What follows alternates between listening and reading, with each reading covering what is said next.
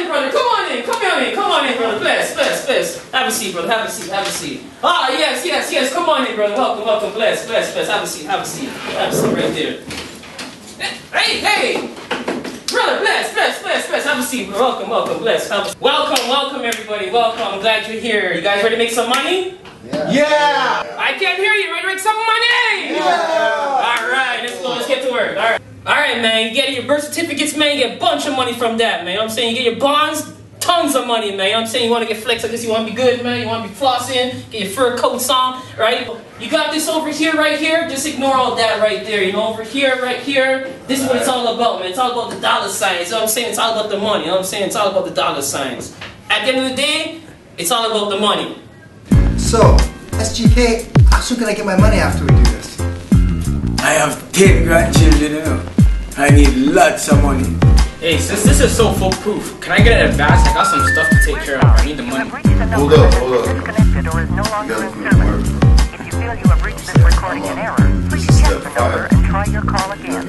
2 weeks going on 3, I gave him a G. Said with these papers I could be sovereign and free like popes and King Henry. Sipping on Henny and pigs' faces, no matter the places. Travel rights days and nights, cash in bonds on birth certs. Didn't tell me that birth is ERTH, bottomry benefits of instruments. It's all about the money. Trust me, you go with this and you'll get the money. If you don't believe me, ask my student right here. Pissed off will break his wrists off. Dirty Moors got me wanna cut lips off and teeth chipped off. Dirty thief using me to go through windows. Probably took my fiat and bought Indo and Kush. Off the roof I would push. SGK. Yes, sir. Justice, no love. How come no withdrawalees not on the board? No reply from emails. He stopped tweeting, but he's giving details on trust and executive status. Dialing the number, got my fingers callous. Dirty Moor packets selling cheaters. Rob you with no conscience, cognizant, not sleepers. And well aware, that's motive local. Plus they changed the corporate name and logo. We're sorry. You have reached a number that has been disconnected or is no longer in service. If you feel you have reached this recording in error, please check the number and try your call again. We're sorry. You have reached a number that has been disconnected or is no longer in service. If you feel you have reached this recording in error, please check the number and try your call again. They still on the fiat hustle and the bustle. Got cats in the bag like ruffles, airtight. Use fair fright, martial law hype. If you I'll give you 50% send a kite. Alright, you know what? I'll tell them Not even, get wise with the quickness, ability, quickly nimble, won't stumble or tremble. Finding out I got played like cymbals. Dirty Moors selling you your own Moorish symbols and crystals.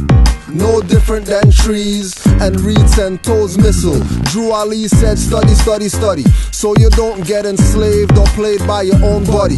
Giving money to a gold digging dummy. State hopping dirty Moors, rob you out your dirty drawers. Souls perfect in fools' bodies. Setting up a PayPal smiling broad. Those types don't even know what's coming. Cause when I see them, it's expose time, no running, no gunning. I was told get wise. Dirty people giving weasel evil eyes. Picking up the cell to call. I get nervous cause I know what's up after I heard this. We're sorry. You have reached a number that has been disconnected or is no longer in service. If you feel you have reached this recording in error, please check the number and try your call again. We're sorry. You have reached a number that has been disconnected or is no longer in service. If you feel you have reached this recording in error, please check the number and try your call again. You got to dish up. Oh, this is yours? This is all yours? For sure. Who else is it? Keep coating. Jeez. I need to get me some of that right now, man. Yo, SGK, hook me up. Bro, I got all this first day. I'm just saying, not first day today, but next day.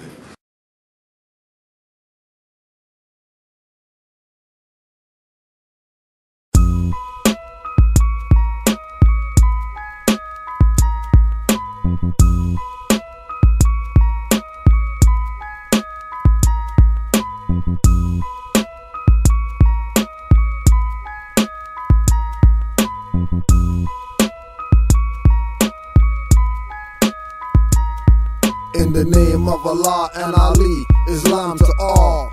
Join the MST, You should hear about birthrights and nationality, for you are not Negroes or what you claim to be. In the name of Allah and Ali, Islam to all, join the MST. You should hear about birthrights and nationality, for you are not Negroes or what you claim to be. Learn your foreparents' ancient divine creed. Since 1913 I've been planting the seeds. Enemies planted, agents, I had to leave. I know it was abrupt, but bear with me please. Among the many teaching, man have two selves. These are lower and higher. You want the one that justice breeds. Uplifting the Moors, be yourself is what you need. Ancient forefather didn't salute on their knees, not even under his own vine and fig trees. Fell to slavery for abandoning divine creeds. Denationalized since 1774. Now you hurt others with hands, tongues and thoughts. Confused at the roads when you see them cross. The object of Moors life is to unfold, of course. Islam doesn't teach we were born in sin. If unlimited capacities can be found within, humanity has been left at the mercy of those who in them have no mercy. If only Allah guards the Moorish movement, the faith in your prophet, please don't lose it. In the name of Allah and Ali, Islam to all, join the MST. You should hear about birthrights and nationality, for you are not Negroes or what you claim to be. In the name of Allah and Ali, Islam to all, join the MST. You should hear about birthrights and nationality, for you are not Negroes or what you claim to be. Coming as he did with a national message, many disrespect and don't get the lessons. Following the speakers, not the words spoken. Connected to the higher powers, all wires broken. This is our prophet and there's none left. False prophets point followers to the joys of death. Circle 7 says Jesus but means Ben Yosef. Where you find Allah, we know the heart is closest. To find a real prophet in these days is rare. Most propagate a faith to have the people in fear. Together we stand, divided we fall. Prophet said study the Constitution, cause law is all. Divine and national principle specific. His call to all loyal and faithful Moors is specific. Most made our prophet suffer severely in the past, waving banners with the claims of a national flag. In the name of Allah and Ali, Islam to all, join the MST. You should hear about birthrights and nationality, for you are not Negroes or what you claim to be. In the name of Allah and Ali, Islam to all, join the MST. You should hear about birthrights and nationality, for you are not Negroes or what you claim to be. If you have race pride and love your race, join the MST and you must make haste. If Europeans help, then why not you? I'm your prophet, who you think I came here to? Redeem from the slavery state that's mental. Get off your 4 legs and out the kennel. This field is open to strong men and women, willing and seeking the kingdom of heaven. Lack of sincerity is in the churches.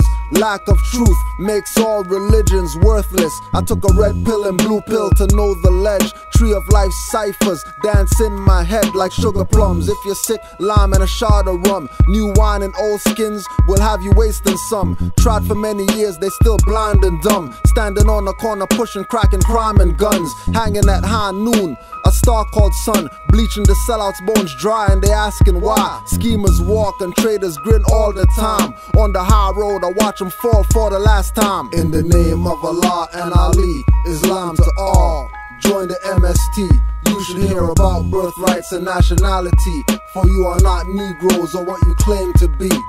In the name of Allah and Ali, Islam to all, join the MST. You should hear about birthrights and nationality, for you are not Negroes or what you claim to be. You remember the last meeting? I was speaking about religious freedom. I was speaking about how if America said mass vaccination of smallpox, how we could say we don't want to get it under religious freedom. Right after that, didn't the president announce mass smallpox and vaccination, everything? So it's just showing you we got to stay in tune with the times. The prophet also said, quote, prophecy number 57, he says, quote, watch the newspapers and listen to the radio. I am going to make the European tell the truth. So he's saying in the last days, listen carefully. What you hear in the newspapers, what you see on the news. He said because he's going to make them tell the truth at that time. And if you listen carefully, you could distinguish the truth from what they're saying.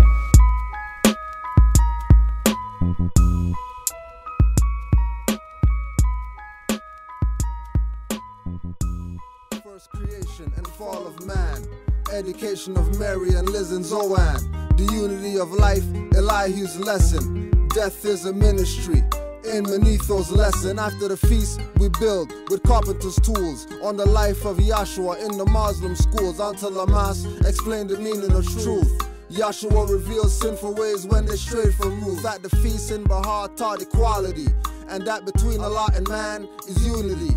Like Yahshua and Barada, we read scrolls sacred, using eternal happiness to clothe the naked. In Egypt, among Gentiles, tremendous works. Defeat the 3 temptations to examine your worth. Washing your hands, can't clean karmic dirt. Lying disciples didn't steal the body and splurt. When I left to appear fully materialized before Apollo and the silent brotherhood's eyes. Even in India, I appeared to Eastern sages. Came back to the Americas to save the nations.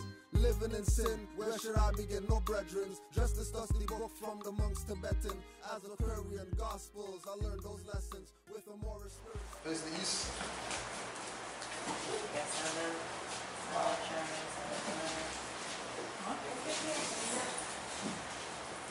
Face the east, 5 on the left, 2 on the right.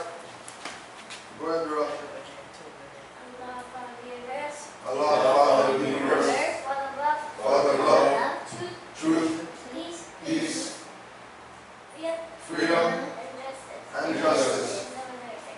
Allah, my protector, my guide, and my salvation, by night and by day. His holy prophet, Noble Juali, Islam. Give thanks to Rob.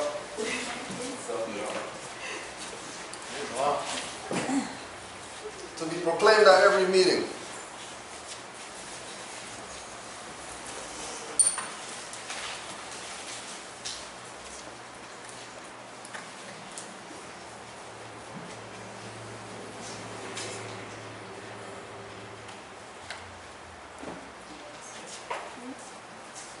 I am glad to know that I have a few faithful Moors among you all, and I desire for them to know the truth and the divine truth. There is a host of jealousy about me and the movement now by the same people of our side of the nation that claim I was only a joke and unreal.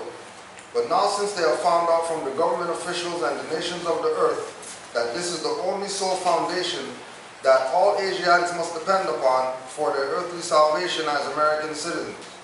They are working every scheme that they can to disqualify me so they may take charge of the situation. I have notified all these things to you long ago in the past. It is through the faithful Moors that attribute to the movement and uplifting funds. The ones that paid their divine respect to me and the movement will be remembered. That is why I am calling upon all faithful Moors to increase their faithfulness to me, your prophet, and your divine Moorish movement. I need finance and I need it badly. Never before have I needed finance so badly as I do at present, so I can shove aside the discord that is facing the nation. It all comes through jealousy because of my fame and nobility. The nations of the world will not recognize the movement without I, the prophet, being head. It has been proven by my works, which I have performed in the past few years, Prophet Noble Juali.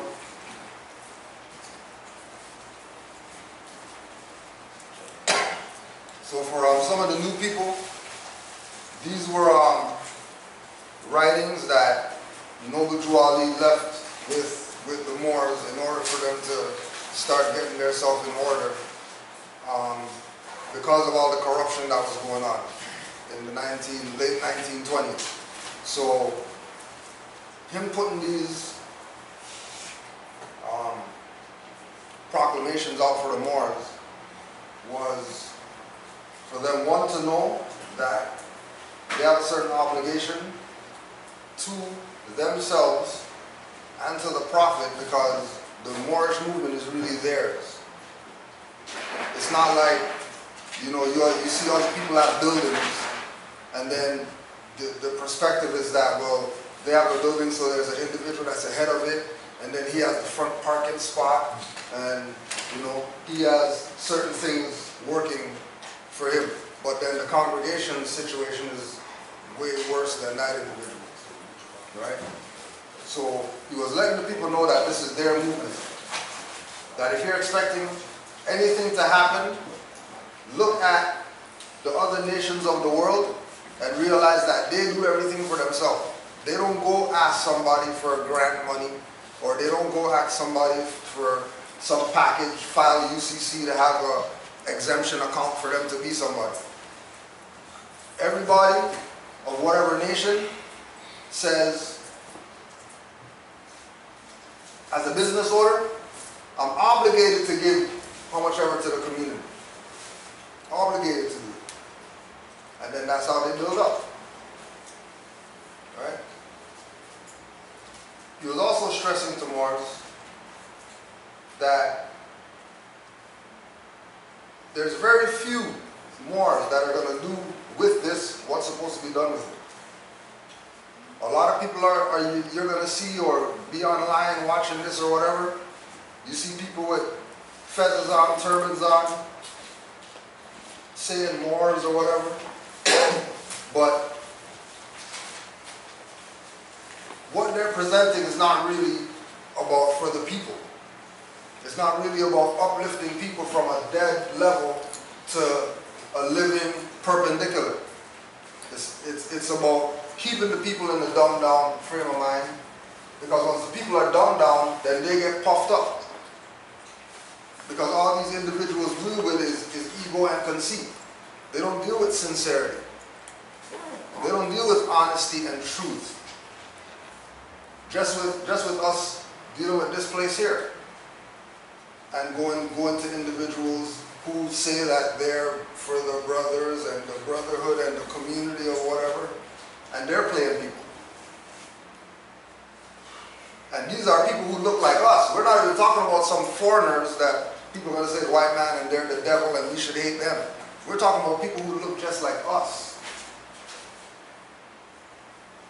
So this is beyond some type of join up, put your name on a paper, now you're up, whatever. That's not what this is about.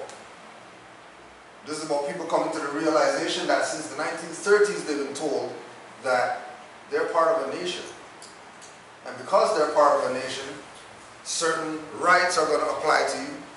And if you're not part of a nation or stateless, only privileges apply to you that can be taken away at any time. And then it's not going to be on the individual who took away your privilege. It's going to be on you. Because you're the crazy person that gave up your rights for privileges. Because somebody said, oh yeah, over here, we have land over here. Because, you know, some emperor has no connection to where you're from, said, come on over, we have land for you. Then they go all the way over their land, and then there, it's sunny all the time, and it's good to be around your people or whatever. But if you don't have any machinery to build any infrastructure, you're wasting your time going over there to be with people about pickaxe on rocks, and we're going to build something. Right?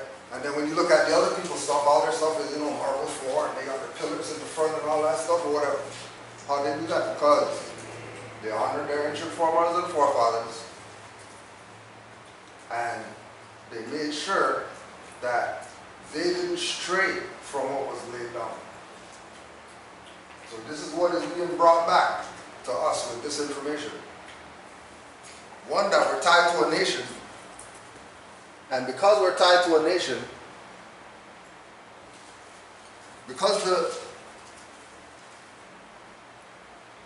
the world or the international scope is so cutthroat right now, it's only like that for people who aren't part of a nation. So a corporation could say, we don't want to do any business with those guys because of whatever. They'll say, cool, turn their back to them, and they do amongst their own. Because in their community, dollar goes around 50, 100 million times before it leaves their community. If they want anything, they're going to their own for it.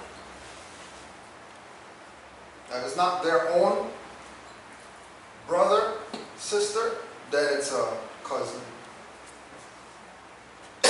distant relative, whatever. Right? So you might hear certain things, but don't get caught up because you hear divine and you hear Allah and you hear, you know, faithful and these quote unquote, you know, religious terms. That was really only done for the people who were in that mindset. The people who were beyond that mindset realized that when I come into this place called Moorish Science Temple of America, that building didn't make me a Moor. I was a Moor before I came inside the building. What the building's doing is being an institution for me to learn what it takes to be Moor. Because all our life we've been Negro, black, colored, West Indian, whatever. And attaching ourselves to all these labels as our identity. And putting ourselves in slavery and then blaming somebody else who didn't really do it because they didn't really put us in that position. We listen to the guy saying, yeah, I'm black and I'm proud on the stage. Because we're entertainer people. Then that became the norm. Then another guy came out and said, oh yeah, African American, then that became the norm. But everybody knows that if you're talking about those things, you're talking about a Negro, but then the people would never say, I'm Negro. But they'll say that they're black. But Negro's black. And they never ever move from that. Because ultimately they lack knowledge. Right? So the purpose again is to get the people to realize that they're part of a nation. And if you're going to be doing anything out here, you better be part of a nation to do it. Or you would be the rubble that's left over. Right? You got people talking about Chinese now in Jamaica are locking Jamaicans out of certain stuff. Like there's certain things that are quote unquote their culture that they don't have any jurisdiction over. Some foreigners have jurisdiction over that. People who aren't even from there. We're telling them what? That they can't do stuff? They do whatever it is. Fish. Can't fish. Can't whatever. Like basic stuff that anybody who lives on the island should be able to just go do. Right? But what happened to them? They got attached to this thing about independence and then wave the flag because we're independent now from the Europeans. You're not independent from the European without your money. You're not independent from the European if all the names of the governmental things in your country or island or whatever come from Romans or Europeans. Obviously you're not independent. And again, when you check the scope around the world, everybody else, when stuff gets whatever, they tie themselves back to their nationality and they're gone clear. Just because they attach themselves to their nationality. Right? So this is another reading by Noble Drew.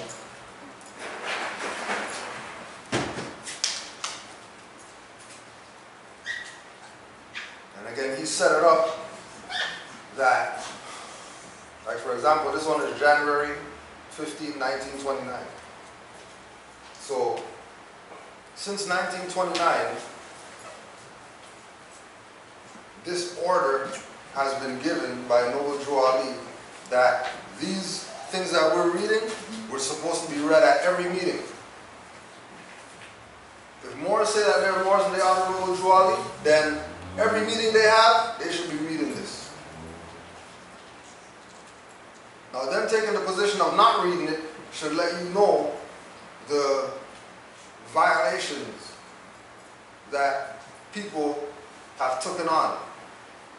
Which is why we're in the situation we are today where we don't know ourselves. We're the only ones with pants down here. Anybody else who's doing it, they're doing it just because they see us doing it, but if worse comes to worse, they're going back to their culture. They're not playing, they're going to be Negroes. They'll do that to get some finance off us, get some energy off us, pretend like they want to be our friend to get something or whatever, but if the stuff gets down to get down, they're going back to their culture. Moors here even have just walking on the street, people pulling over in their car to tell them, yo, where did you get that fez from? Last time I saw that fez was in my country 20 years ago. Go in their phone, pulling out pictures of all their ancestors wearing fezzes and all that stuff. Just because. If they know that much, that they're going to go on their phone and pull out some stuff, then we're definitely behind the 8 ball. This game's over as far as we are concerned. Please, Mark. And the time is now. Because again, if you're looking at what's going on in the world, everybody is galvanizing within their own jurisdiction. Yes, they're going to say, you know, Toronto multicultural or whatever. But it's not really that. If they have a German place where only Germans are at, and a Jew place where only Jews are at, and a whatever place where only these people are at, it's not really multicultural in the context how they're pushing it. Now, we know as far as from the Aboriginal indigenous perspective that Toronto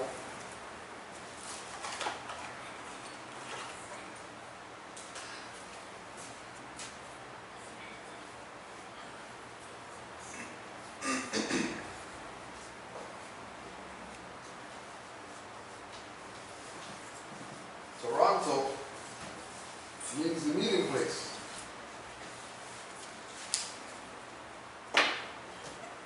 So it's no coincidence that people flock here. It's no coincidence that, you know, this is a market where people are trying to get their feet wet. Because from a spiritual perspective, from a metaphysical perspective, Toronto is the meeting place. So it's going to happen. Now, the question that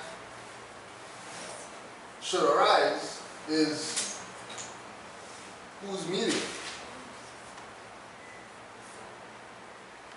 And when you check who's meeting, you realize that it's always nations. G20 summit, G8 summit, whatever, UN, whatever like that, they're talking nations. They might be individual corporations today, but their concept is KKK, that's nationhood. If you belong to our nation called the Klan, then you get your privileges. You belong to our nation called the Freemasons, you get your little whatever. You belong to the Black Boule, whatever, you get your whatever. You belong to the top technological whatever, then you guys are in your own jurisdiction and this is how it's going. It's just that there's not many real nations left. Majority of those are corporate. It's not really nationhood really, because they gave you a passport, or because they gave you a social, or because they gave you a health card, or because they gave you these instruments. It doesn't mean that they're actually for human beings and rights. They might be for privileges. And that thing that they're giving you might just be a privilege, not a right that they're giving you. Because remember, once you accept the privilege, then you abandon the right. You can't have the privilege and then have the right and say, well, yeah, I'm going to use whichever one. Once you accept the offer, then that's what it is. You got a question, Mark? Are there any actual nations left that are not corporate besides? If we look at like the nations that are there today. In the underground, they're doing what we're doing. They realize that something's happened here. Democracy has come into our country and taken over. And the only way that we're going to get out is by getting back to the land, going back to the ancient customs, going back to what it is that had us here, what it is that set us up. Right? But if we're looking at anything that's left, we're looking at obviously the majority, a lot of the Asian jurisdictions, right? North Asian, some of the South Asian jurisdictions, South American for sure. A lot of them are taking the position of going back to what it is that we used to do. Not doing these modern things, right? And then when we look at the corporate positions, you see that it's mainly the ones who are, you know, the UN members and the G8 members, G20 members. Those ones are mainly the big ones that have put their foot down that we're going corporate. If you don't want to be down with it, then whatever, but we're going corporate with how we're doing things moving forward.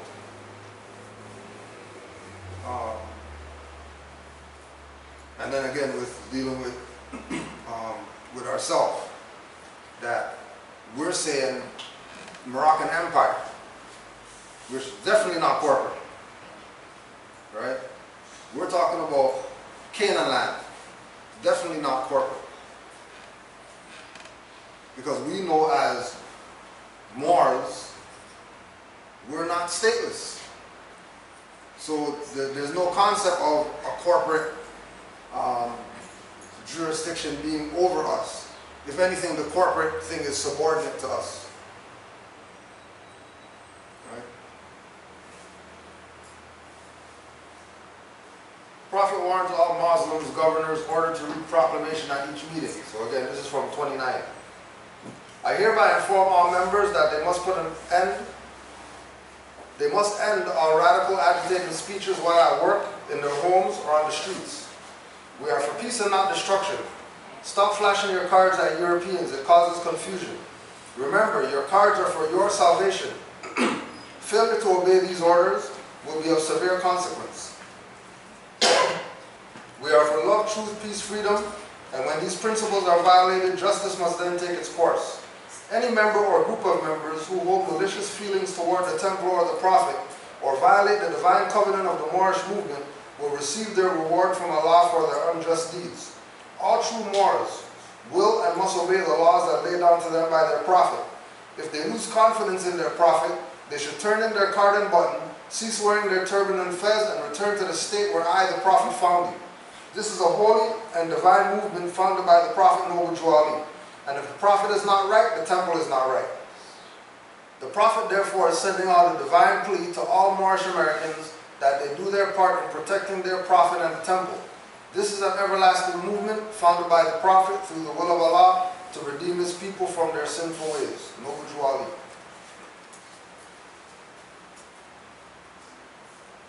So we want to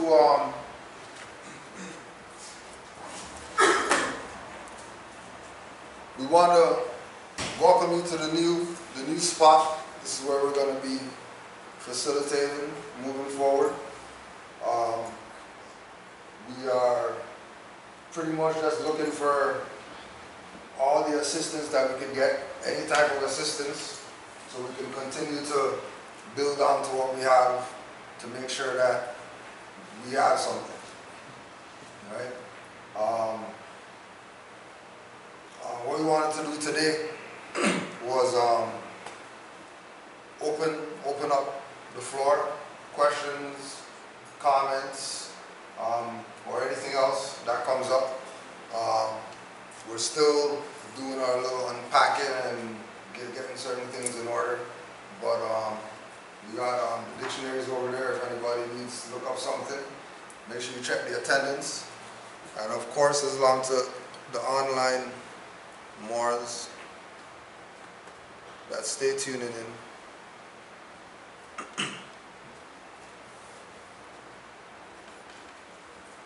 Right, we just had a Moor on here talking about he's in New Mexico. Like we said, on Friday or Thursday, some Moors just reached out in Jamaica. Moors just reached out because the word's getting out that something has to change with our people. And what we're realizing is that it's about our people getting back to their nationality and their birthrights. And the only way that that's going to be done is if the people take it onto themselves to see that they have to correct their mindset. Because the only way that our people are enslaved, spiritually, economically, whatever, is because they're enslaved mentally first. And as soon as we can correct the mind, then the body's going to do the things that are necessary. So, with the example of this location, probably about, what was it, about a year, Omar, when we started the alumni? November. So November.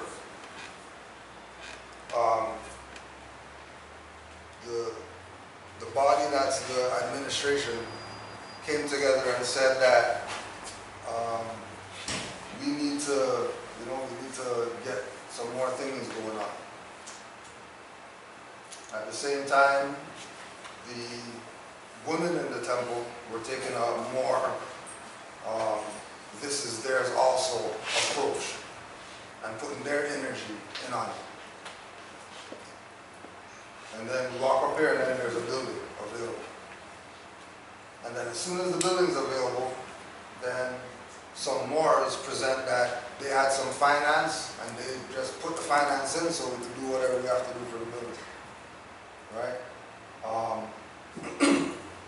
We had individuals from outside of Canaanland realize that, hey, you're doing some work or whatever like that, I'm going to put in something so that I did my part. Right? All of this was in divine intervention. Like all of this was in divine intervention. People realized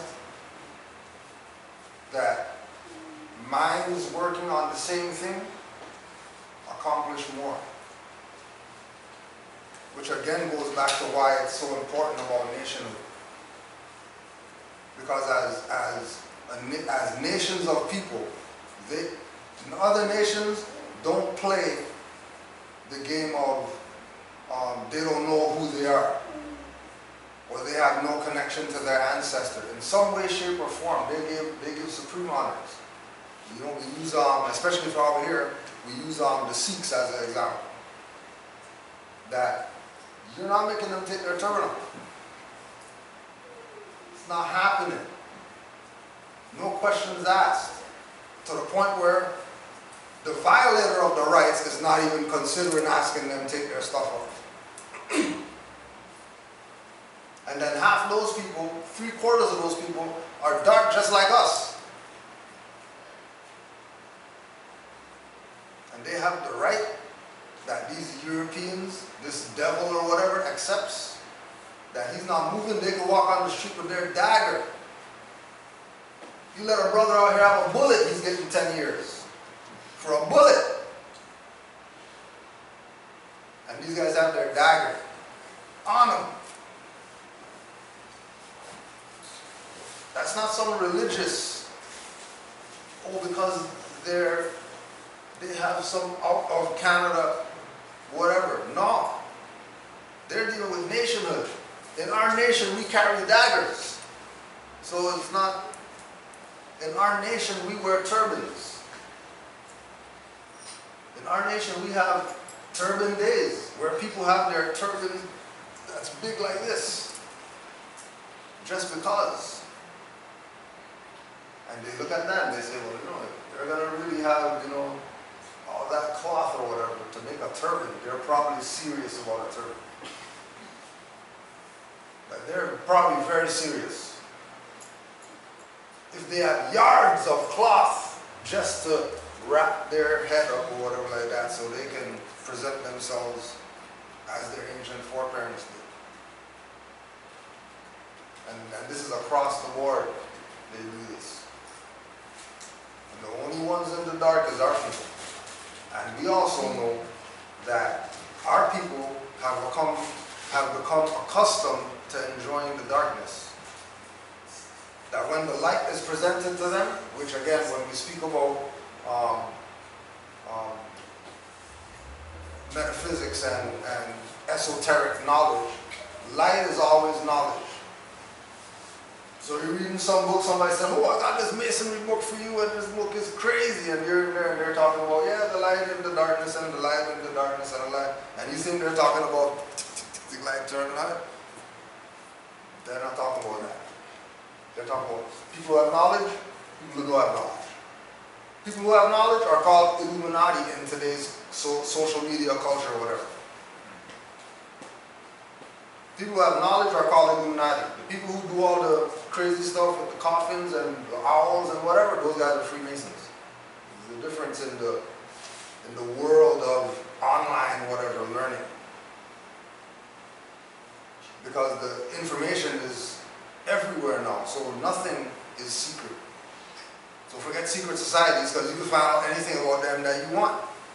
Their own people are coming out and putting out stuff about what that's about.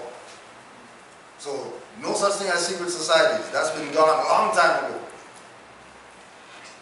But there's Freemasonry though. There's people who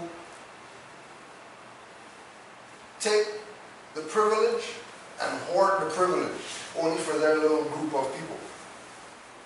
So that when he goes to the whatever, he's getting his little hookup. When he goes to the whatever, he's getting his hookup. When he deals with the bankrupt or whatever, he's getting his loan, no questions asked. Whereas somebody else with the same qualifications get nothing. So that's what they use that for. But don't look at that and then put that on, you know, Illuminati and occult and all these things and think that that has nothing to do with us because you're tying it to some Freemasonry or whatever. Illuminated and enlightened people are the ones that are classified as occultists, that are classified as esoteric, new age, whatever. Those are the people that they don't want society to interact with. Because as soon as society interacts with them, then it's over. Because all the people have to do is start thinking for themselves, opposed to having a box or a whatever thing for them. Putting things in them that, you know, like when we always use the example of remembering when they stopped playing good music on the radio and just started repeating stuff. Right? That's long gone. Now you're in it. If you're in that now, it's pretty much over. You're plugged into the thing. Because that's the only way that that's going. That you have to play the guy who does pills and mollies and all that stuff, that guy has to get airplay. The guys who smoke 800 different strains of weed or whatever, those guys have to get airplay. Have to. Because they know that the frequency that they're putting out of the speakers or whatever is going to get the minds that are vibrating on that low frequency. And then they need, like, and 3-4 years ago, you might be able to get out of it. Like if you're listening. Now you listen to radio for 10 minutes, you'll be humming some stuff. You don't even know what the hell you're humming. Like, why am I humming this song? You'll just be out doing something and you start singing this song. Like, hold on a second. Why am I singing this song? This song sucks. This guy's talking about Percocets and all this type of stuff. I'm singing this song. You know what I mean? They were talking about, they were cracking on one of these guys the other day about doing some interview or whatever like that. He was high on something, and he was just passing out in the interview, passing out or whatever. So they did, I can't remember what show it was, what radio station it was, but they had an interview with Nori. And Nori was talking about, yo, all these dudes are drug addicts. Like, I'm looking at these dudes in their interviews or whatever, and I'm thinking about my dad when he was a heroin addict. And as an OG, I'm like, yo, nobody's not realizing what's going on right now? You don't realize that all these guys are custies right now.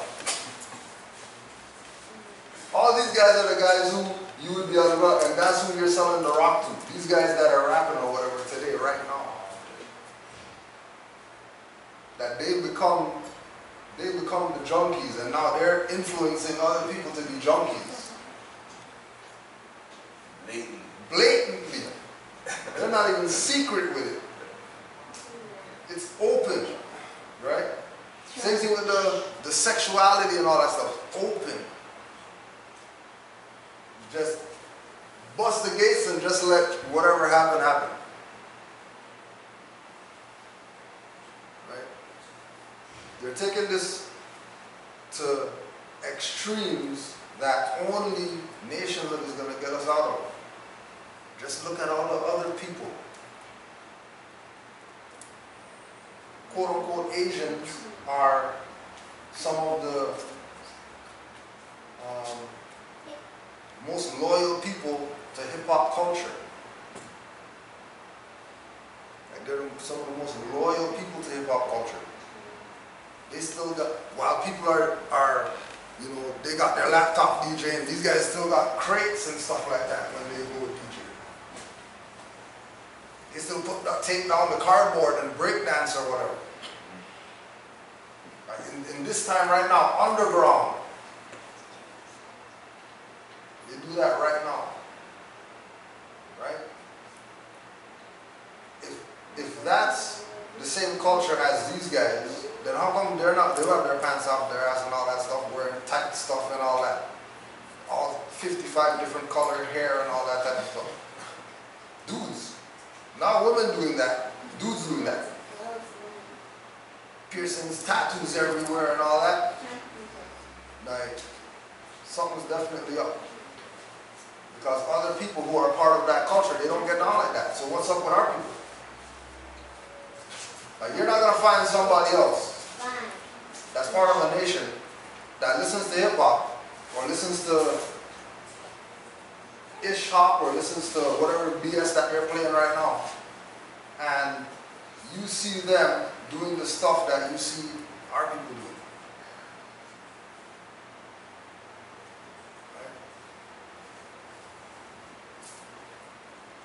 We want to, again, open up.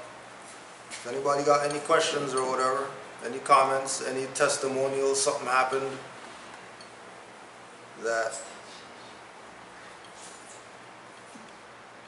you think people should know, you could also email canaanlandguide@gmail.com if you have any questions.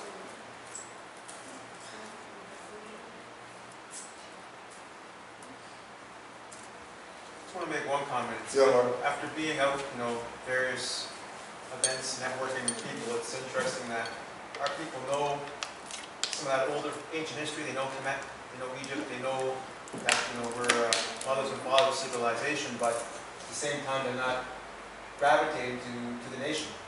And that's, I don't understand that, why I see so much of that. Well, you can have a conversation about some of the history and they know all that stuff. They know J. Raj, they know these written books on all the inventions that we've done as you know, melanated people. And there's a nation here for them, but they don't want to take that extra step to go find out more about what nationhood is. They'd rather just stay where they are and be subject to, you know, the current colonizer rather than, you know, moving forward. Now they know that how that's come about. Like, well, why not take the next step and find out how to come out of that? But, you know, too many people still just stay right there. They don't want to go any further than that. You know, and the Bible, it's it's the old that common theme you get from the pastor. That's all they really know. But when you try to explain something a little deeper, like this means a little more than what was told you, they don't want to hear that. And it's not the Bible's a bad thing; it's a good thing. There's a lot of great information there about us. But they don't want to go beyond what they have been told. A lot of the time, they use the corporate nation that they come from as an excuse. Right. Or they have no nationality, they name something. Right. They use their nation as their nationality. Yeah. As opposed to, right. But there's a lot of tools to it, though. Citizenship. There's a lot of tools. Like, yeah. Tools like the metaphysical meaning of some of what's going on in the Bible. There's terms that you use to use all words to explain what's happening. So there's a lot of tools there. And then etymology, which is supposed to be basic, and then crazy educational system. Because if you're being taught connotatively, you really can't break down a lot. You can't break down a lot. You have to know etymology.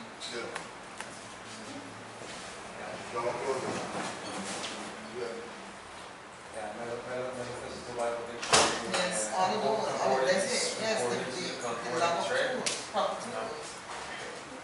One thing also I find just learning about the movement was what the Albions did was once they taught how they keep so many Moors passive is through basically the stigma of Moors betraying other Moors.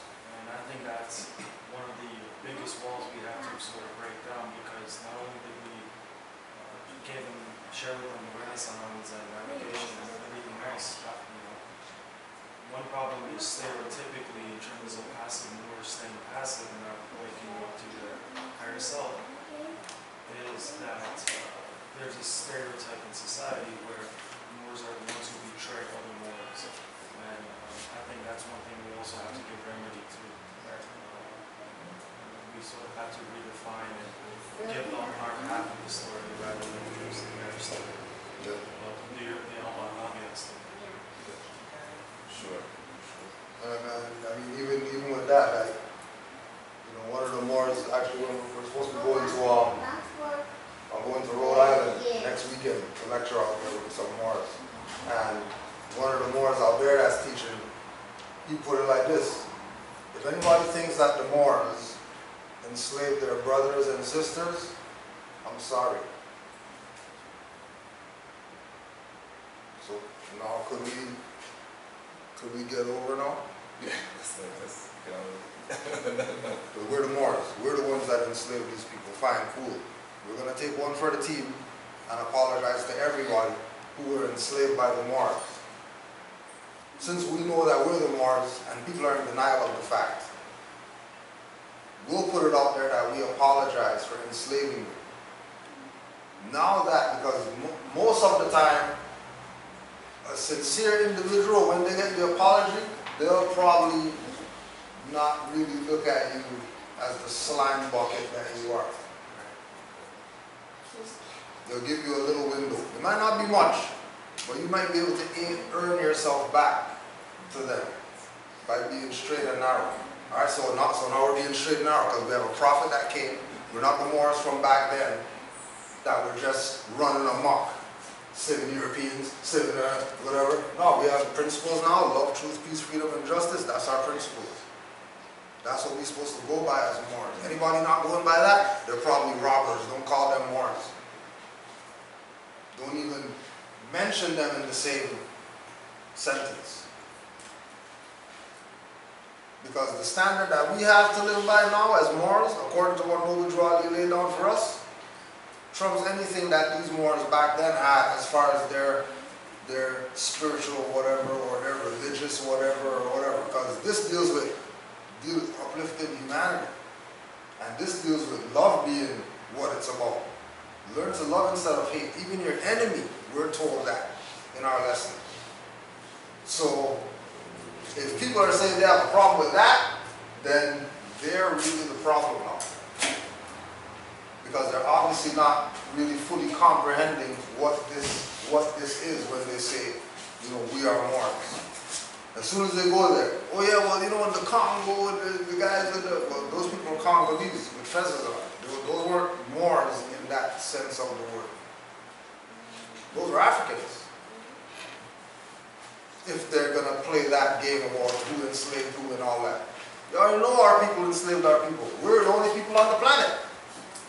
Nobody else is going to be enslaved us. The Moors enslaved somebody. Okay, cool. Yes, the Moors enslaved someone. But if it was only Moors on the planet, then what's the problem? We have to come to the realization that we are our ancient forefathers and forefathers. If we know that we're them, if we know we're our ancient forefathers and forefathers, then our people would have to accept the fact that, yeah, we enslaved each other. That's what it is. Chinese enslaved each other. Mexicans enslaved each other. You think Mexican gangs or whatever aren't enslaving their own? But that's not making them say, oh, well, those guys enslaved those people, so we're not Mexicans, or we're not Cubans, we're not Brazilians because there's a Brazilian warlord doing BS under the name of Brazil. Who was that? Somebody just gave it? Yeah, Kufu. Oh, right.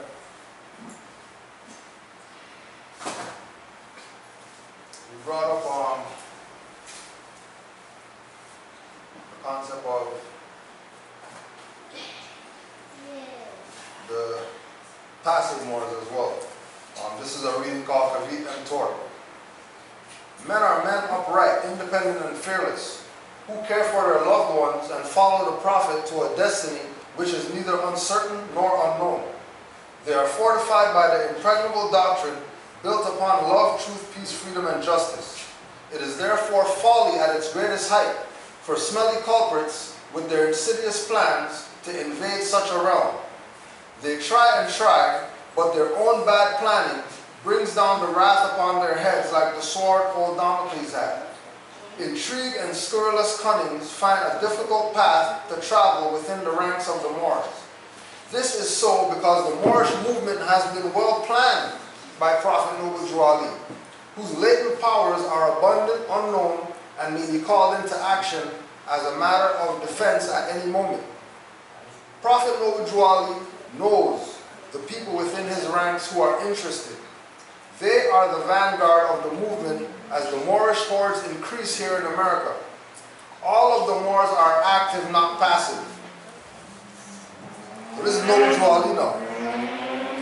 So Noble Jew Ali is telling Moors, all Moors are active, not passive. And then there's Moors who are saying, well, yeah, I'm just going to be over here.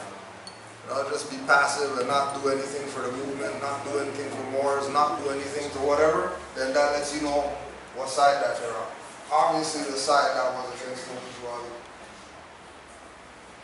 And then that's just the line that's drawn. It's not, bash at them or whatever like that. But if they're staying in that position of being on that side of the line, knowing that Noble Jew Ali said all Moors are active. Alright, so that means there should be no passive Moors if they say they honor Noble Jew Ali. And then if they're taking a position of being passive, then obviously they haven't read this, or their grand whoever hasn't made them read this, which is probably why they're passive. Because the majority of people who say that they're Moors, if Noble Jew Ali said it, they ride with it. They're not going to find a way to not deal with it because of, they don't feel like it or whatever. They're going to deal with it because they know that what Noble Jew Ali laid down is right and exact. And if he said Moors are active, all Moors are active, then find how you're going to do your activity. There's some way for the individual to be active. There's not a Moor that can say, oh, I don't know what to do. Every Moor has something to do that they can do. As big as it might seem, or as small as it is, or whatever, every Moor, there's something that that Moor has to be doing in order for the quote-unquote activity. Because also to remember that it was said that it's a Moorish divine and national movement. So movement means active, not passive. So you can't be Moorish Science Temple of America, Moorish Holy Temple of Science, Moorish divine and national movement and claim that you're a Moor but you're passive. And again, active doesn't mean go to court and be in front of a judge and Moors in court and all that type of stuff. That's being active. Being active is waking up our people to the fact that they're not Negro, black, colored. Because you know that. You know better than put on to those who don't know. So that they can know. And that's the most active that you can be. Tell somebody you don't know. Just like when they say, you know when they have that thing of somebody does something good and they, oh yeah, I did a good deed for the day or whatever. Or same thing with this. Oh, at least I told somebody about their birthrights today. Whether they accepted it or not or whatever, at least they got told. At least they got told. Better we tell them than somebody else who doesn't have the knowledge, claiming that they got the knowledge, telling people about morals. Because if you let them tell it, they're going to talk like, oh, you were talking. Oh yeah, the Moors enslaved these people, and the Moors did that, and then they bring up the whole list of stuff. Yeah, this is what the Moors did bad, this is what the Moors did bad, big long list. And never talk about the good that the Moors did. Like, how come they didn't bring up the good stuff? With all that bad stuff, then imagine what good stuff there must be that the Moors did. If they could find all that negative stuff on the Moors to deter people from being Moors, keep people black, keep people African, knowing that African is an Arabic word for root, means separate. So you're a separator, but then you're talking about unity. Oh yeah, well we're West Indian. No, we're Caribbean. No, we're from the islands. No, well which one is it? Because it can't be all three. And you can't mix and match and pick one today. For the next 2 weeks we're going to be Caribbean, then we're going to be West Indian for the other whatever. It's not going to work like that. Right? And again, when you deal with the nations, because remember, the islands are part of America. Right? There's, for example, we know that the Moorish names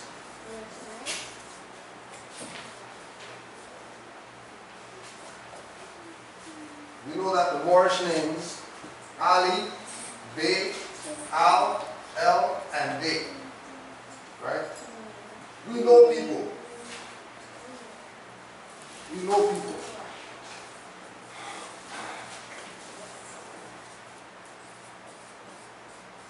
South America, from Guyana, that their name's Day. That's on this side, over here. They've been that. So if they're Day in South America, and then Moors are saying that they're Bays and Els, and Alis and Als,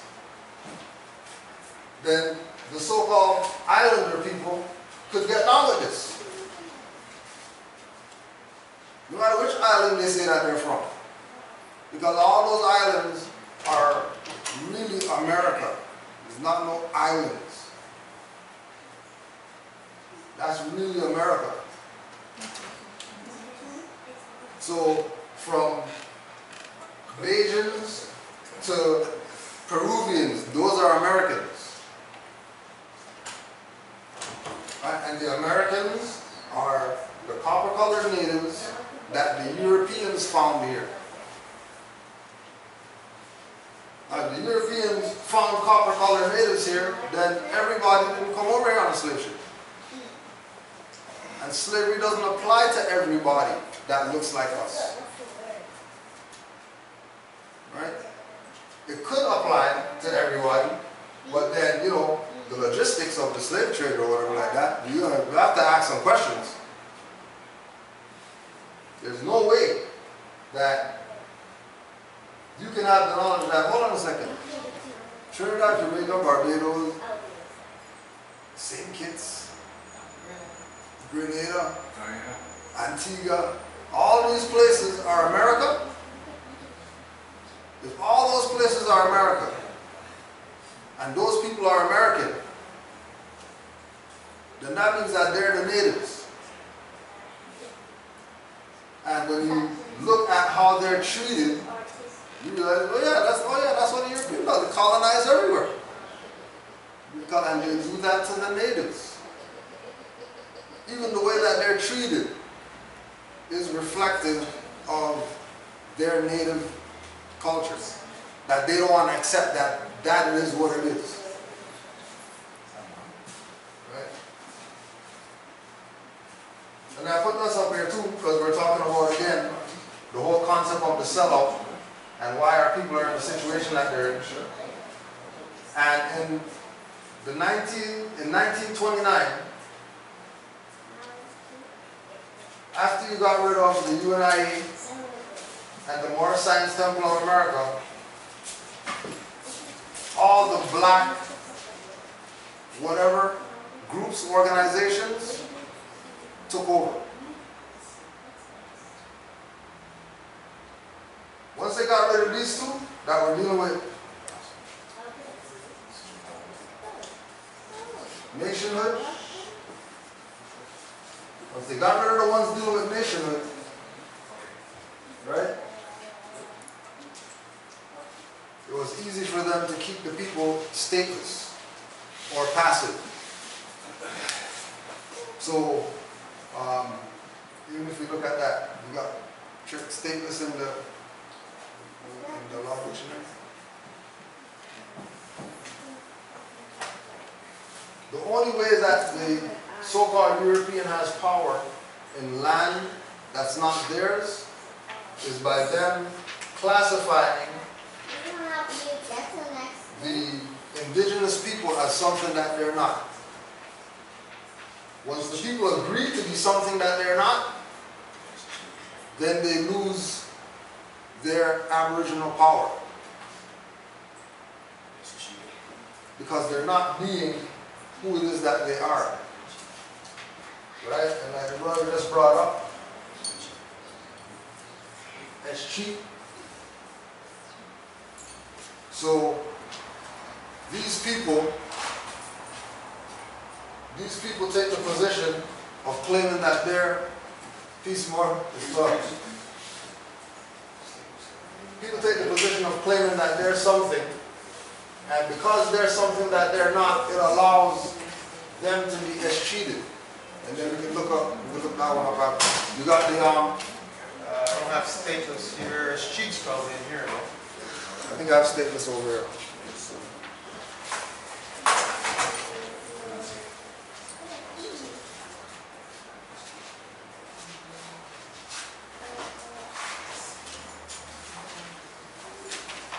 Okay, we'll read this right here.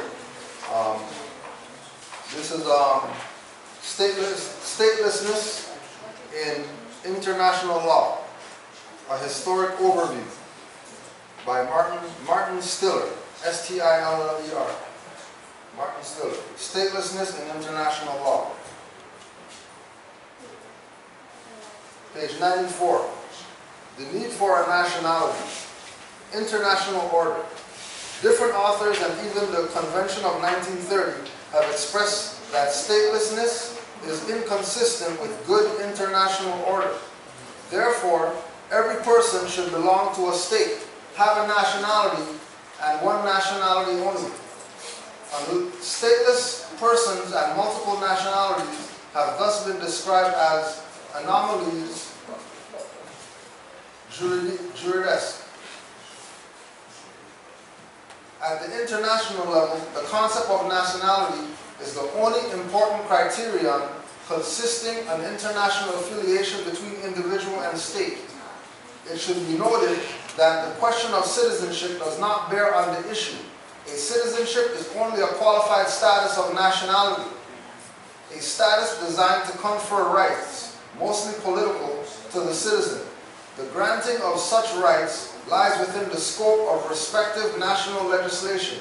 Therefore, Wise expressed correctly, every citizen is a national, but not every national is necessarily a citizen of the state concerned. Every citizen is a national, but not every national is necessarily a citizen of the state concerned.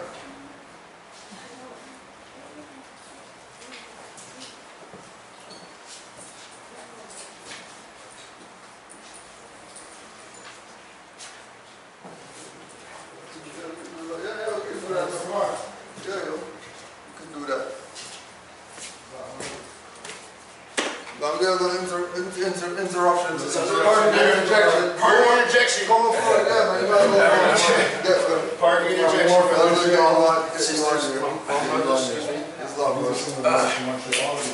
Yes, brother, man. Mad love. So, just before we even do that, just you know who you are and you know what I'm saying, jurisdiction. You know how it goes already. So Islam, Moorish, family, loved ones, Islam out there.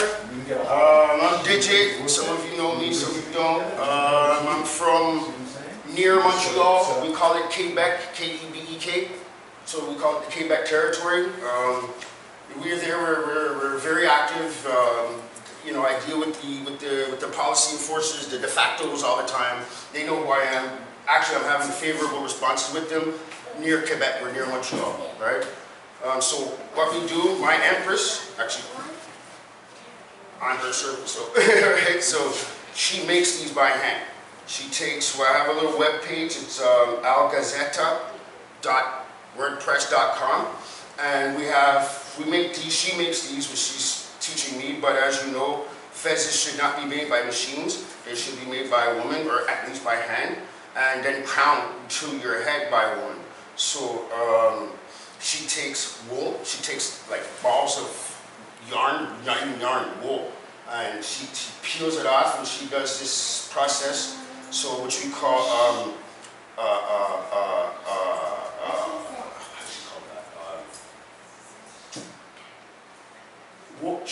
she hand woves it, and then from hand woving it, she felts it, which is a process to get it to this degree. And then she makes the nipples. This one has some vents in it. We're evolving as time progresses. We just brought in another spirit on June 20th, so we've been like going at it. So we're just now starting to take back orders.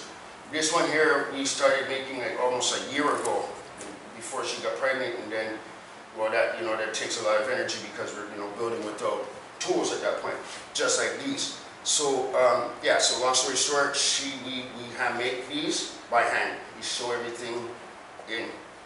This is the red one. We made that for you. Either you can donate it to somebody here, you can sell it, use the fine or the notes, use it yourself, or if somebody else might want one. We could put it in the museum. Or put it in the museum. Yeah, we put that one in the museum, right? This is another. This is an orange one for Omar. Yeah.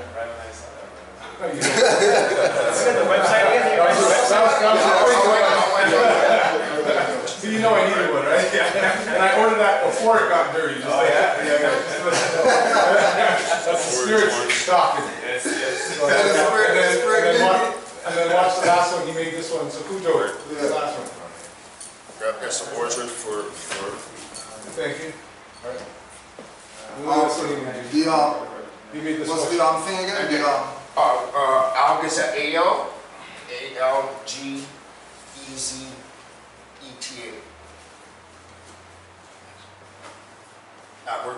.wordpress. Islam to the Moors being active, and Juliana too you've been doing your own thing, right? This is one that he wanted. It's Moroccan colors. It's got an eye on the top. That's it. Right? Yeah. It's got the nipple is green and red. Right now we don't have we don't have the material to make the tassel, but as soon as we get that material, we'll start making the tassels also. We make tall ones. $70 for anybody that has a card or has proclaimed nationality, either one, or is trying. If not, you still want a fez, it's fine, it's $100, these are handmade, right?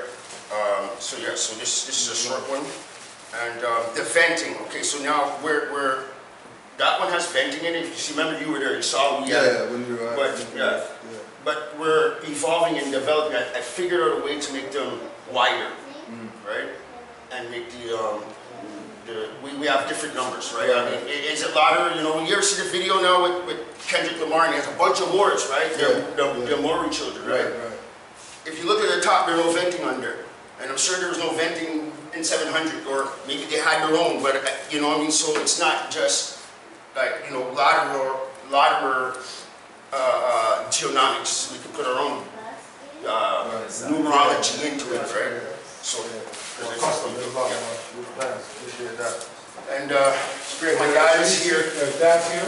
And my pops is here. We're in and we're out. We got like a lot. And so possibly just to run this by you again, we're looking to come up there again in September. Of course, I know. We were out there in March. Big news, right? We got a spot out there. Okay. Big house, big backyard. So we're in Amari. Amani. Yeah. So, why don't you look to we'll create the date, and if we can have it there. And we'll, right now, if not, we can go back to the old spot and just get a bigger room, right? We can do that, but this place is going to like it, and it's right near water too. Alright, so we're putting it out there to the Moors here that we'll be making out to Montreal in September, October. Right. So he's the Moor out there who's been our sort of ambassador out there. Mad love, brother. Thanks. Love all you. Nice to meet you. I'll just go around. Give some love. See you, brother. I don't want to see you soon. Nice to meet you, son. Nice to meet you, Mom. Hi. Nice to meet you. What's up, buddy? Very peace. Nice to see you again. Peace, love. Guys, brothers. So you got your uncles out there, buddy. What are you fighting? It's fighting and stuff. I'm in the zone right now. I'm not even hearing you. I'm being a definition. Sorry, we're recording that one. Should have been recording that one. Yes. That's back up. The word's back up. We'll get the other one up and running too. So we'll bring them back to spring. Yeah, I think so. If there's some error, I'll present it. Yeah, ALGEZTA. Like LTZ. There's one team. Yeah, one team. All right. If anything again, we can just. We'll finalize it. Omar or anyone will contact me straight. And so maybe also, if you're thinking about it, what might make sense is figuring out your numbers, because we're going to go over it in October, so we can pick it up for you guys and come back, right? That's an option, right? You just time it. You can probably give them as much notice as possible, right? And when we go out there, we'll just come back with like a box. Right? Yeah, sweatbags I need. Okay, so and if anything, if you need my number, they got it, no problem. Right. Peace, Mark. Peace. And my Empress, she does a lot of other raps, woman type stuff she's into. This is just something that she does that I asked her to do. It's not the only thing that she does. She does like other stuff too. So peace. Have a beautiful time. And see you guys soon. Thank you. Peace and love.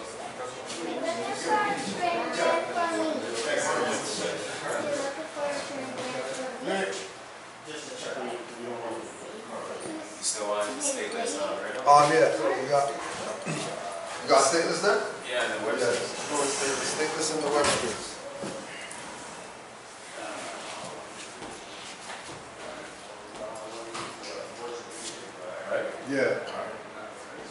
So stateless in the Webster's dictionary, having no state, lacking the status of national or statelessness. Lacking status, right?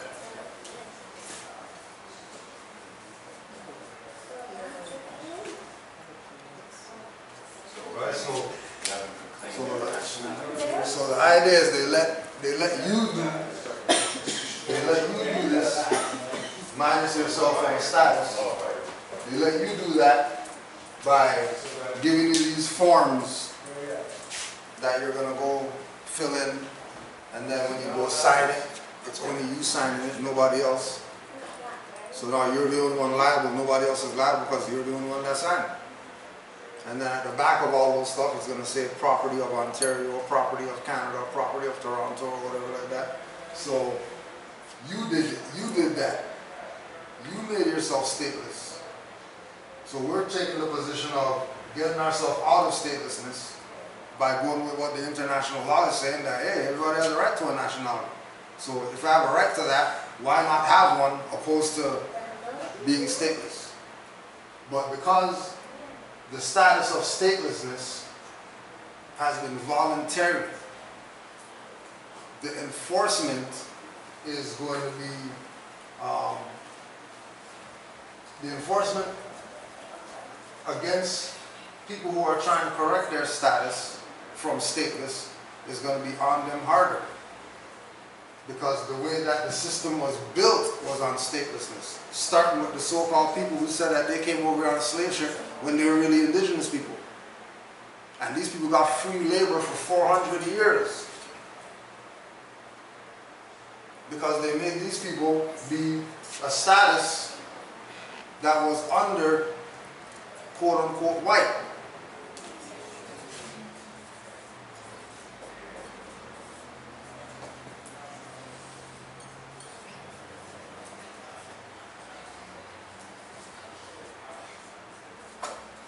So if the Lord of the land status is white,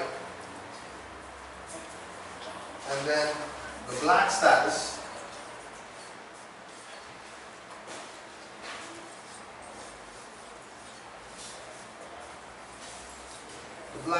is servitude,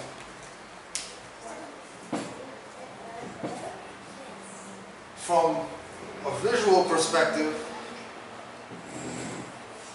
people just fit in where they fit in. And nobody's going to question anything because they look at it as, well, if black is servitude and white is Lord of the land, then black people are the servants and white people are the masters. But then, if this is white and nobody looks like this, and that's black and nobody looks like that, now these people are sort of trapped in a corner.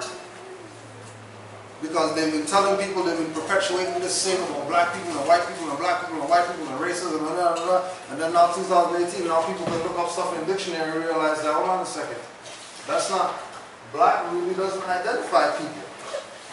White doesn't really identify people. But if they do identify people, it's from a status perspective, not a complexion perspective. And the white people would be the ones who are the lords of the land, or the indigenous people. And the black people would be the foreigners,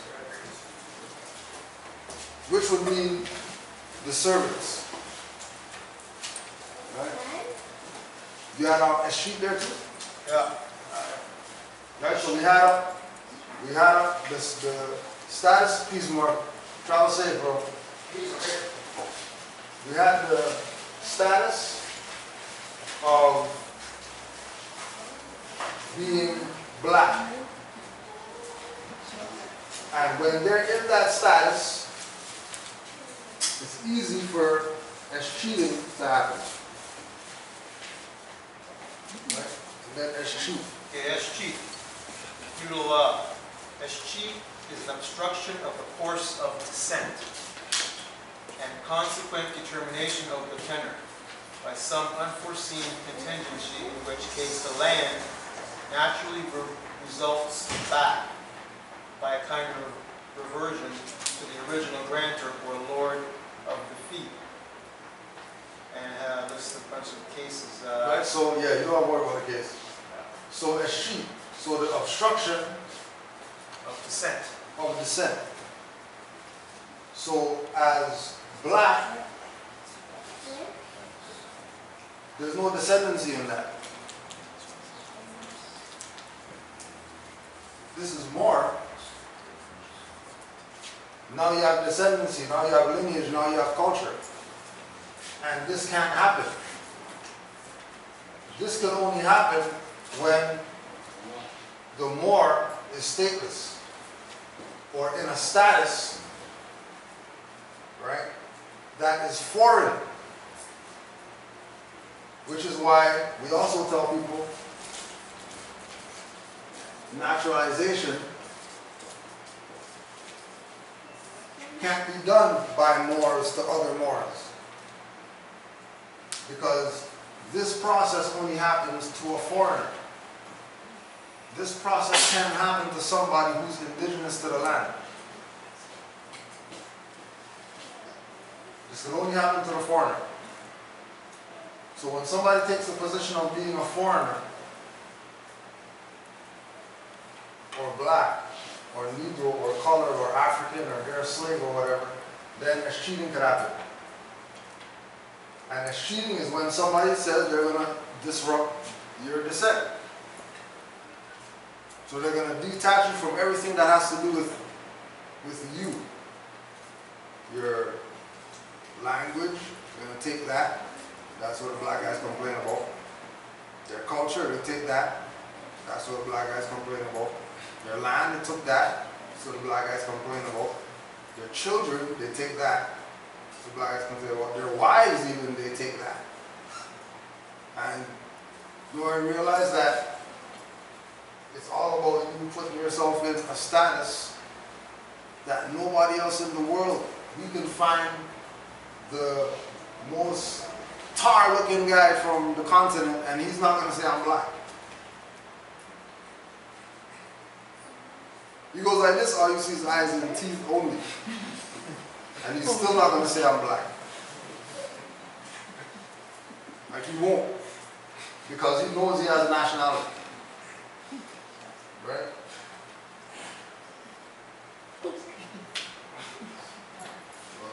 What else? Was there anything else there? Yeah, Mark. Webster's at the point. Read it. A little bit more on street. All right. The street signifies a reversion of property to the state in consequence of a want of any individual competent to inherit. The state is deemed to occupy the place and hold the rights of the feudal lord. So you've lost your inheritance, basically, as you were just saying, by stepping out. That just further confirms what you were saying.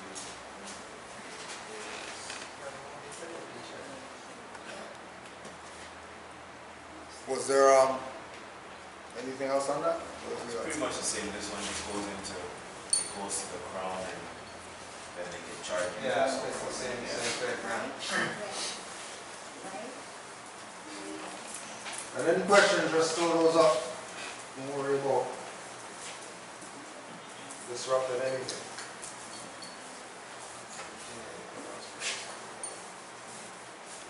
Could you go over every national?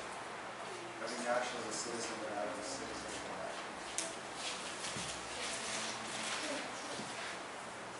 We look at it like this too.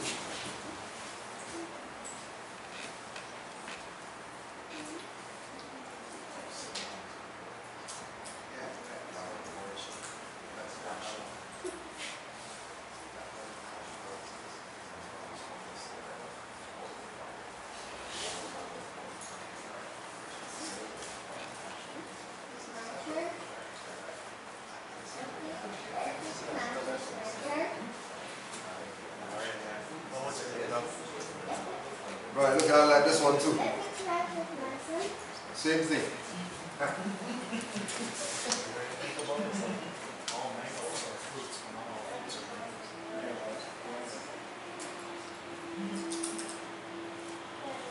Every citizen is a national, but not every national is necessarily a citizen of the state concerned. Right? So it's like when we went to Home Depot with the tax exempt. Yeah.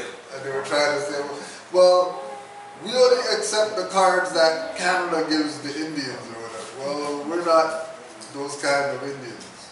So we don't have cards from them. Well, everybody else that says they were tax exempt, they have a card that we get from whatever. Well, we're not them. There's non-status Indians, then there's status Indians. I've been going through that in the last little bit because I've been exercising without my nationality. Yeah. I don't have one, but I still get the taxes off and everything. And as a matter of fact, I've been having a lot of educational sessions. They're actually interested. They're actually interested, like, because when they see there's the so-called native who only get one tax off, they still pay the HST. Yeah. And then we have other, which we fall under, right? So, so which one? I go, other. Yeah, they always try to pull up. But and, you know, I went to Metro 2 days ago, and the European lady was like, wow, Moorish, eh? What's Moorish? They don't teach us this stuff. So you're not a part of this government? So what government are you a part of? Right. Moorish, more. Never heard of the Moorish? No, like, not even in Cordoba, in Spain. She's like, no. The whole store, the employees started to come in and start asking questions. I'm like, you know what? She's like, I'm going to Google it. I'm like, please do, because we have other customers. Right? And you know, the shoppers, the same thing. Moorish bill turns to an hour on them. It was an Asiatic young lady. She wasn't aware that I had my fez on. And I was sick at the time. So I went to get some vitamins, toothbrush, right? I go, I don't have my card, but you know, I just tell them tax exempt. Oh, okay. I need the card. I go, no, I'll give you the code. Give you the number. I go, oh, you have the one in the new machine, so you can put in the, you know, the AA and all that. So she puts it in.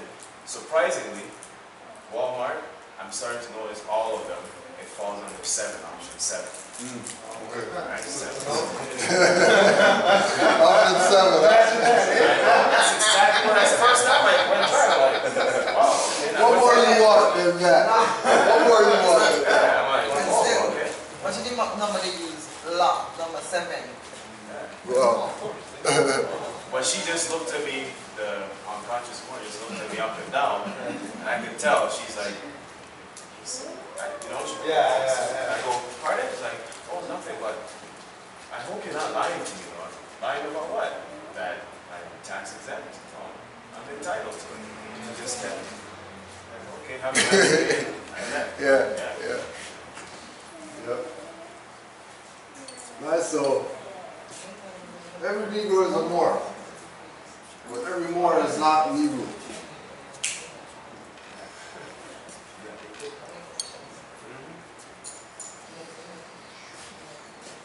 Any other questions? Especially new people. Got all the answers. Most of them. Any questions? I'm just thinking in terms of status, and so like with a lot of feudal type of like black, Negro, colored, all these labels, there is no nation, like there's no like black opium or Pakistan. Yeah, exactly. So being Moorish American and going through the practice of it with the community, in terms of words like Toronto with the K, is there words for like that predate? Like the black and all those? This occupation that's going through and saying this is what it's actually called. Is there like a way to learn about what was happening in our lands? Well, we have a book by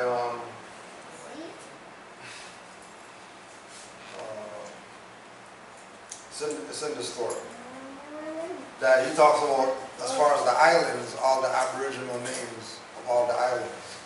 So it's just researching that, just the Aboriginal, you know, and the majority, especially out here, you'll find that the names they're using still are Aboriginal words. They're already. You know, like Toronto's Aboriginal words. You know, Mississauga, Ottawa, like all these words are Aboriginal words. that, you know, nobody really checked them on, hey, if you guys are so against the whatever, how come you're using Aboriginal words still? Why don't you just call it Henry Street or whatever? City of the Lord of whatever. Like, why are you... Yeah, right? Right? Why are you calling this thing indigenous? Which goes back to them and their whole truth and reconciliation, whatever now, and, you know, the natives are... And we have to honor them. And, oh yeah? All right. We're going to jump right in on that and make sure we get our honors. Because we know these things. You know what I mean? And again, you know, as Moors, that's just what we would do. Like we talked about how before you go online or whatever, we're going to reference library. Go and talk to our little librarian or whatever like that. She goes and brings all our stuff. We put all the books on one table and we just be there all day. Just going in. This is you know 2008, 2009, 2010. We get online. Like we were going to a library to go study. No online anything.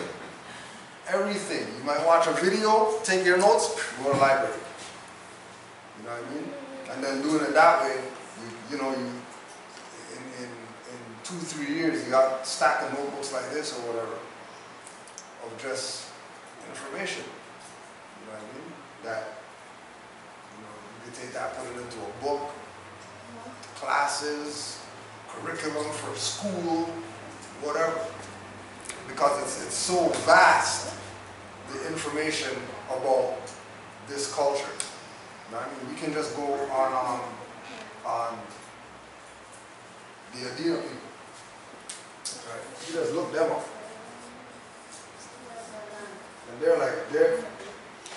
you're looking at,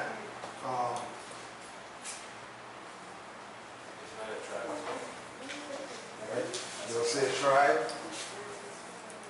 right? Of course they'll say native, right? Sometimes you'll see nation. But we're talking about people who are Aboriginal and Indigenous to here. That if you don't do your research, you would think that all there is Eskimos or whatever, and Ojibwe, and that's it. They don't know, so nobody else was here except them. And then they bring this, well, you know, they came from the Bering Strait or whatever like that, and okay, well then, you know, what about the people before them? Forget Bering Strait natives. Say natives pre them, pre-Eskimos, when there was no ice here, where it was beautiful land here. Right? Those times, those people. And when we start bringing those people back up again, as far as orally talking about it, studying it or whatever, it stimulates the ethers and stuff happens.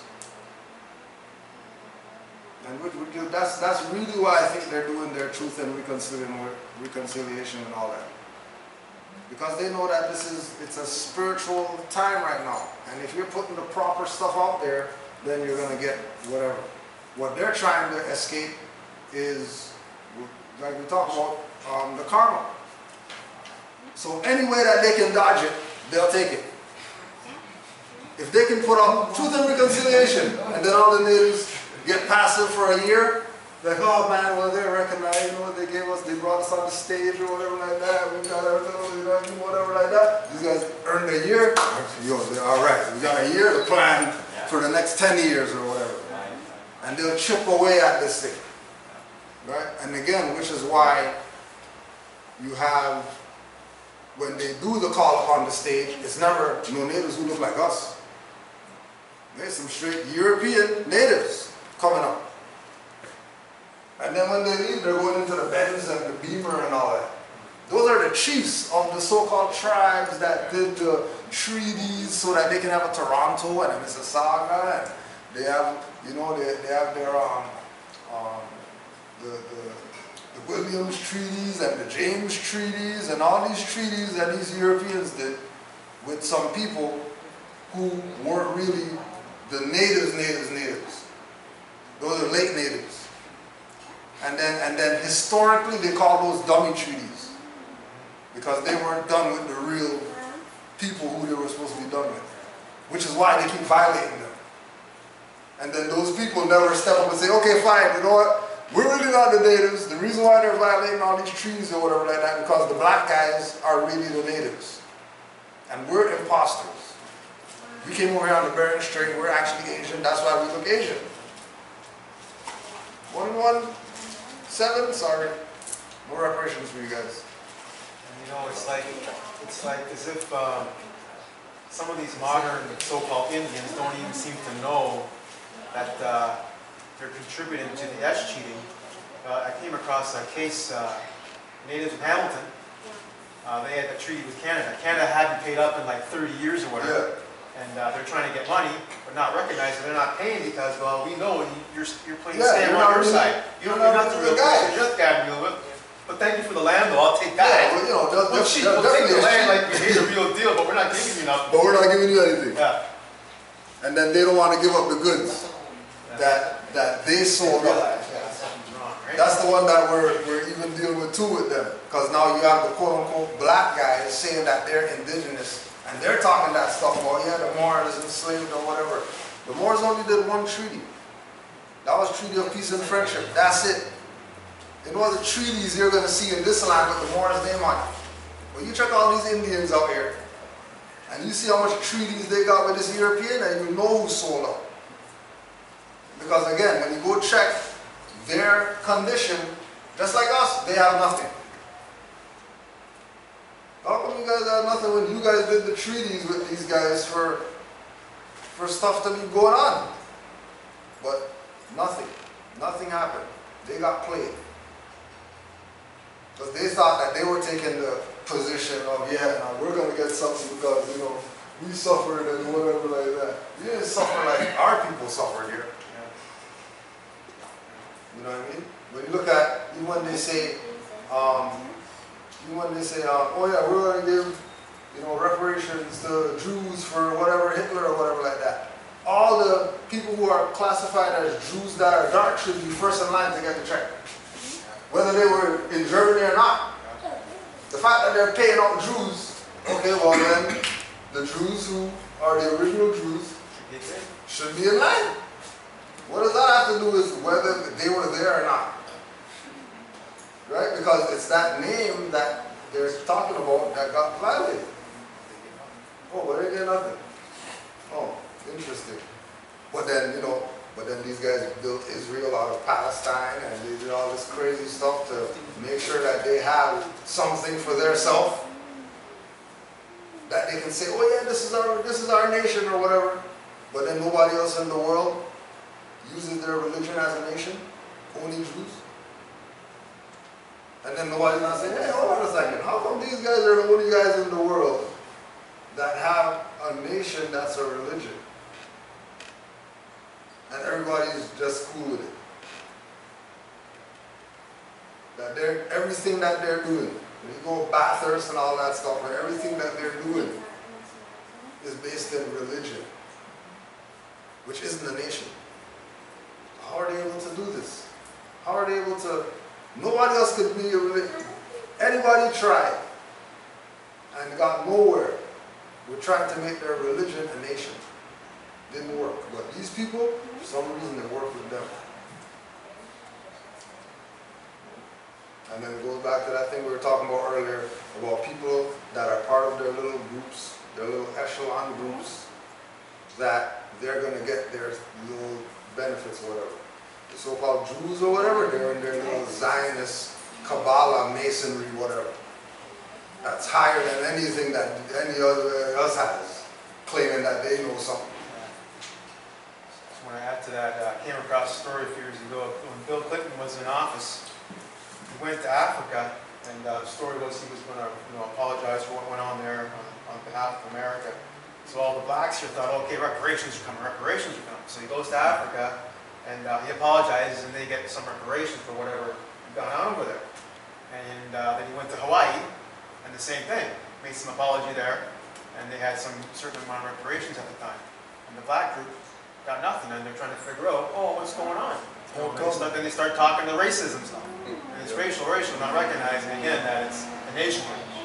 Right? So the people that had a nation, you know, Hawaii and certain cultures in Africa who had nations, you know, they had the apology and they had some give back somehow. You know, whatever the deal was, I don't know, but that deal was made. But well, the blacks over here, you know, big Christian guys were all going on and expecting something, and nothing ever came. Nothing.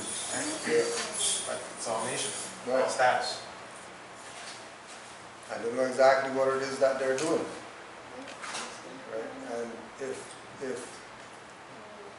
we can get our people to the point of even just consideration, just consider for,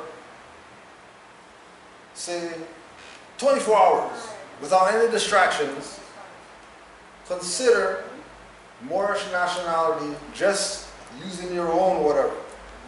Because common sense not being common, 80% of them people would still give up on this.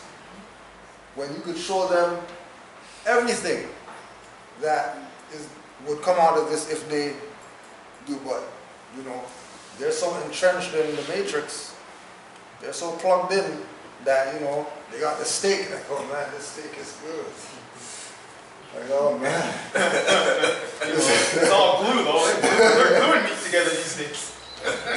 This lettuce is so crunchy, iceberg and all that type of stuff. That's not real. That's not real. You know what I mean? You grow that? No. I don't know. You know what I mean? Because that's where it's at. That's where it's going. You know? And even things like that, like, you know, certain things, like they get slapped in their face so much with it, that how are they not awake? How are they still asleep? You know, they have to be doing some serious witchcraft and brainwash. Travel ban recently with Trump. Yeah. You know, Trump wanted to ban the travel of certain cultures. Right. And you know, everybody spoke up. Europeans spoke up. Islamic culture spoke up and used the Constitution to shut it down. But the blacks still down there, well, they didn't see that. They don't understand that. There's something going on there, right? Here the man tried to stop it, and he got shut down. But no, we need a driver's license, we need passports. They don't even start to gravitate now. Yeah, okay, the Moors got something going on here. There's something legitimate here. They still haven't moved on. Yeah. You know, the proclamations. You know, 2011, 2012, all these proclamations coming out. All these different mayors, governors, whoever. Just making proclamations, recognizing, oh yeah, the Moorish Americans, they can use L and B and whatever like that. Okay, well, what more you want? These are the same Europeans that are complaining about, acknowledging. Never did that for any African, whatever, black, whatever, Negro, whatever, colored, whatever, conscious community, whatever. Never. Just the Moors. You go. Any type of movie, TV series, whatever, right? They're dealing with occult sciences, which is Moorish, and they're dealing with history of Moor, right? What's the freaking one there with Escobar? That was on Netflix, and they had the Moorish picture on the wall and all that type of stuff.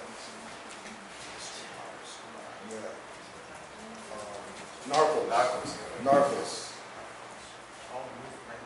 You know what I mean? Like, everything in there.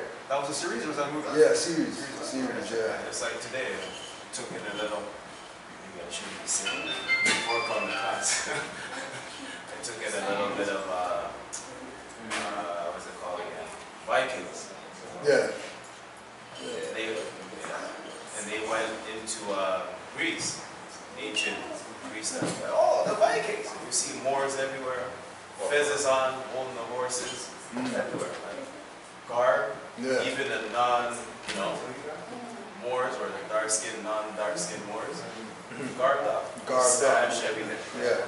So garbed up. It's funny because in the media, that's how a lot of like the occupiers hide stuff in plain sight. Well, like the truth is also, it's like it's right there. Yeah. Yeah. It's crazy. Crazy. And again, you know, like once we come into this, once we come into the light, right? Once we come into the light, once we get knowledge, then we know that we're better off. Peace, Mama Mocha. You see more. It's like they live with the shades. You know, people got the shades on right now, seeing everything going on. These people can't even hide right now. There's no hiding right now. Another example. Yeah, that's all. You like that one. They live. That's like what's going on. Once you get the Moorish signs, it's they live. You see through the life. As Brother Osiris is saying right now, it's like the Matrix. I'm seeing the 1 0. Yeah, 1 0 right now. Everybody's new right now. Straight. You got something once? Yeah, there was a movie recently, females at NASA, and they were doing a lot of the math behind the scenes, and a lot of us didn't know it. Ivan Verserman did a video about, he was doing Moorish history, he spoke about it, and recently this movie came out, I think it was this year, last year. I don't know if you watched it, it was pretty good, and that information is hidden. But the women doing the math, right? That right there tells you, the intelligence is here. We're it. Yeah. And they want it, and they're begging for donating people in there now, because we have that natural ability to do so. That will look beyond that little box of ability figures and see. What's it called? Hidden figures. Hidden figures. Numbers and hidden figures. That was the other part, yeah. Yeah. Hidden figures. Yeah. We had one. What about the Mayo Clinic? Apparently that was done by us too. Which one? Mayo Clinic. Mayo. Yeah. Yeah. I mean, it's like you go down the line, you always come back to the same people. Mayo.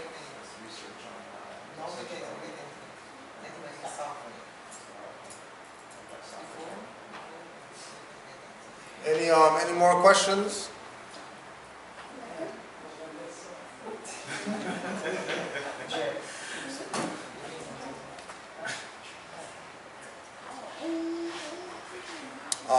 One individual sent a question. Brother Yaqub L. sent a question about going about getting hired or a template of a contract for hire, or basically claiming you're more than getting a job after, basically. So the ultimate absolute position is you're working for yourself. That's really what it should be, really where it should be. That you have some skill that you provide, that other people can hire you and you could contract your skill on, right? The issue with, again, taking that, after you say I proclaim my nationality, and then taking your free national name and then working in that name, is that the corporation that you go to has an expectation of social. You gotta have that. You gotta have, a license or something if it's some type of driving, whatever. You gotta have some type of corporate Canada instrument in order for them to deal with you, right? As far as the big people, right? One of the lessons of Noble Juali was that when you proclaim your nationality, all business, leave it as it is. So unless you were,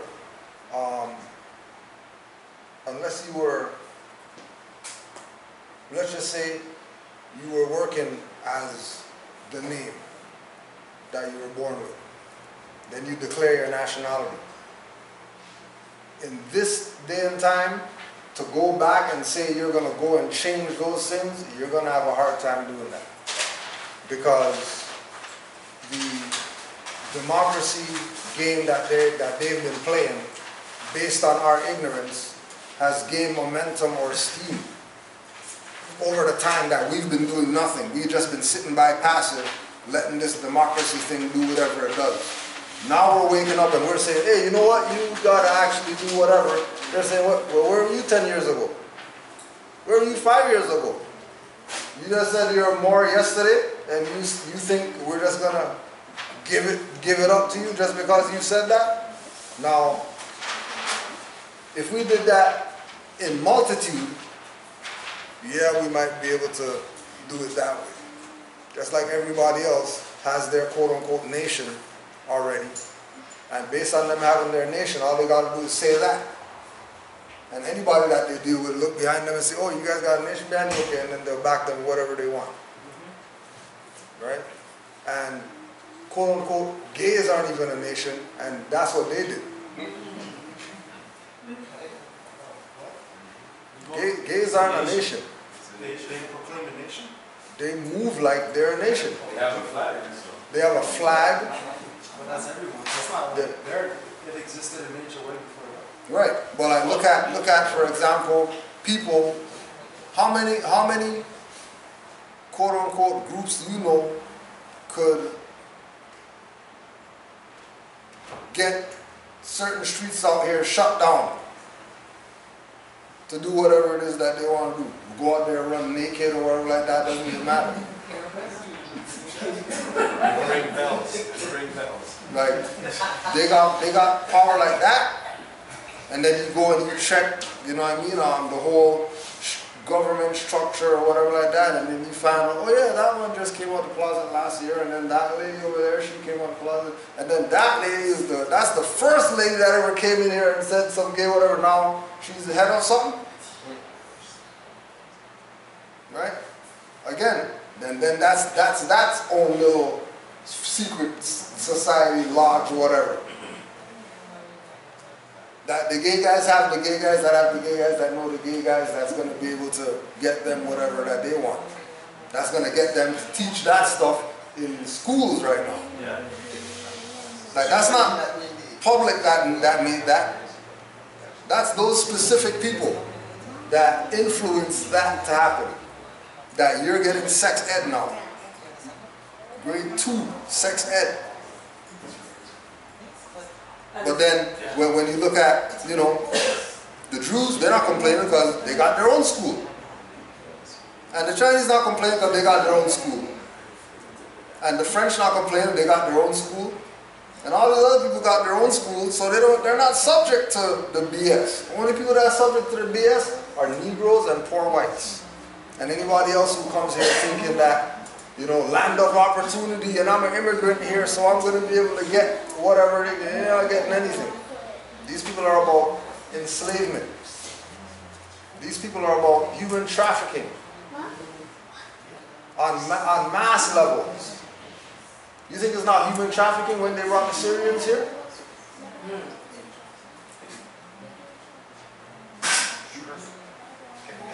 Getting paid. Getting paid. Right? Canada's become like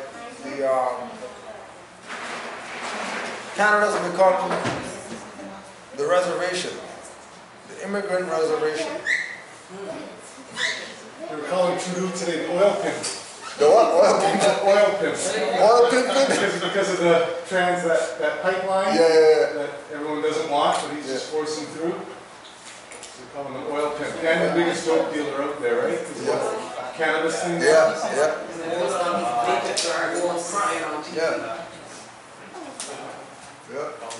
But the flag too, you're talking about somebody said that the gays have the flag.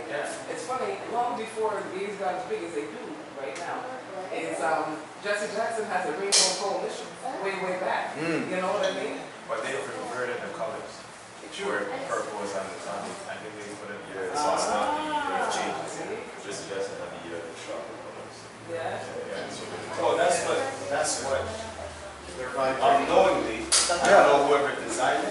They're vibrating. That's what it is. That's what. Why they get artistic too is the yellow seed, which is I think the second seed, opens up and that makes you. Yeah, but the two colors are flipped. It's the purple. Yeah. They just put it, instead of being at the top, it's at the bottom. Yeah. But it's all to do with your... Technically, yeah, it repeats anyways, right? Yes. Because they activate the leading and right? not rightfully done. And then that's that whole... It's also a camera of the world itself. The thing about indigo, subconsciously people will see themselves in that flag. At the bottom, that power of seeing the indigo at the top also relates to other parts of what's on it. That's the right. seed. Yeah. Well, what's good, bad, that's good. Right? Because the energy has to be like, you know, just like they said they took the occult magic or whatever, made it negative. You know? It's the exact same thing. They take that indigo, put that where the base chakra is, and then now there's no enlightenment.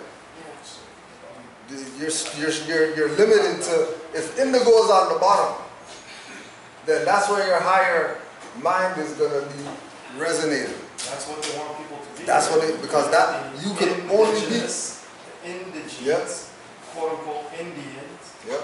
To be at the bottom. To be at the bottom. Yeah, they say indigo means, right, dark color, purple, and white. Right. Like, I don't use the word Indo-European for that reason. Right, yeah. Because that's what like modern European, we think one way, but the actual Indo-European, we never look like, pale. Right. Yeah. And these are the, the little things that us putting those things out now crack their stuff that they were trying to put on us. Right? The sorcery gets flipped automatically because we're changing the energy back because we're using the power of knowing what the truth is, and because we know, it's against the righteous versus the wicked on a certain level. If the righteous start putting out the righteous stuff again, instead of trying to, well, we'll go half righteous today and then tomorrow, we're going to have to go to the whatever and go to the parade and go to the whatever and do our little rituals, and you don't really got to do that. We can do righteous all around right now. It's that time right now. You know what I mean? Like, they've been talking about devil's reign's been up and all that type of stuff, but stuff only getting worse. And it ain't righteous people making the place worse.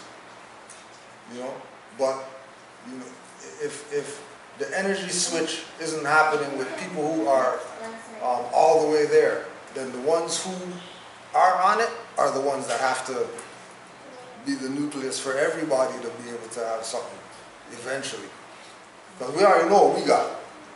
You know what I mean? Like Moore said, we just go to the store, indigenous, like whatever.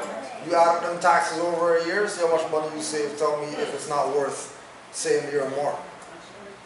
Especially if you're buying J's 500, flat screen and Benzes and all this type of stuff. You buying all that stuff, I know you're paying tax on those stuff. The next tax we're going to have to start pricing is the kosher tax. What's that? Kosher. Kosher tax? Yeah. So all over the place, man. You look at your products, and they got all different symbols. Everything. If I have a little but the money's going there, right? We're not supposed to be supporting that. Well, I'm not, so I can't speak for anybody. They have a whole slew of different emblems that kosher tax. Yes, yeah. And half the Is stuff even on the is chips? something that's kosher, necessary. No, I know the chips. The real chips, there's like one that has like a cake. And a circle, that's one. Yeah, the SA, SB, there's a slew. Yeah, all different symbols from different but you're buying it, you're supporting it. Oh yeah, one more thing too. That's what they give like a culture. one more thing we wanted to put out there. Islam.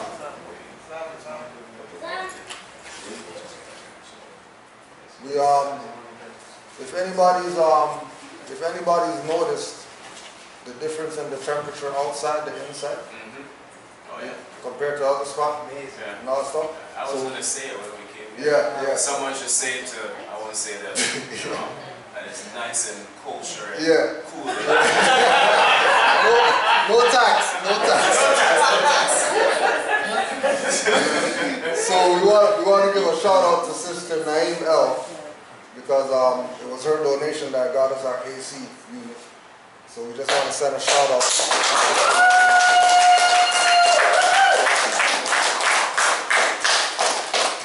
Keeping us cool. All right. Anybody else got any more questions? There's a second question in this email.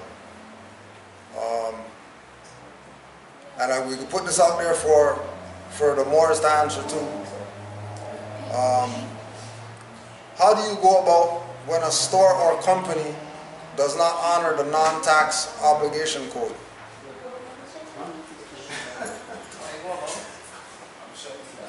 Just put that out for any Moors out there. They could. The question again: How do you go about when a store or company does not honor the non-tax obligation code? You can call head office customer service. You can ask for a supervisor on the spot, explain. I think what I find makes it easiest, instead of saying non-tax, if you say tax exempt, it's a universal language for them. Everyone understands that. Yeah. Right? And once you say that, automatically they know. Right. Like, I went into Party City, and when I said that, there was no resistance. Right. And the supervisor said, "Oh, okay, yeah, put them on the native." I go, no. But eventually, when they did give it to me, and I left, and I checked, I'm like, oh, they put native. Yeah. But I had already given them the code because they didn't have it. Right. I educated them, gave them the code for next time. So I go, okay, when I come back, it's there. But I don't look like the so-called native, but they put me down as native. Right. Why? Because I said tax exempt. Yeah. You don't get any triggered. Right. And speak in a way they understand. Yeah, and I think too, because of the thing of studying, Moors get into overthinking, because it's so much info that you have. There's so many options that you can apply at this point based on you studying like how you're supposed to be studying. There's so much things that you can do that you can be sitting there for a week. A month trying to figure out which way should I, when you could probably just pick one. From 2 weeks ago. A month ago you could just pick one, and then that would probably just be the thing. It's true, you get the information and you have to dumb it down. Right. So I use an analogy, it's like, simplify it like what Bruce Lee says. Become like the water. Yeah, be like water. You have to simplify all the complications. So I've been saying this, putting it on my timeline everywhere, saying simplicity is complexity, and complexity is simplicity. It's the most simple things that is most complex. Yeah. But we've been taught to always think in complex ways. So we use big words and, he's so intelligent. But most of the time, people are using big words that are saying nothing. That's true. Right? You overlook the person that's speaking in simple terms.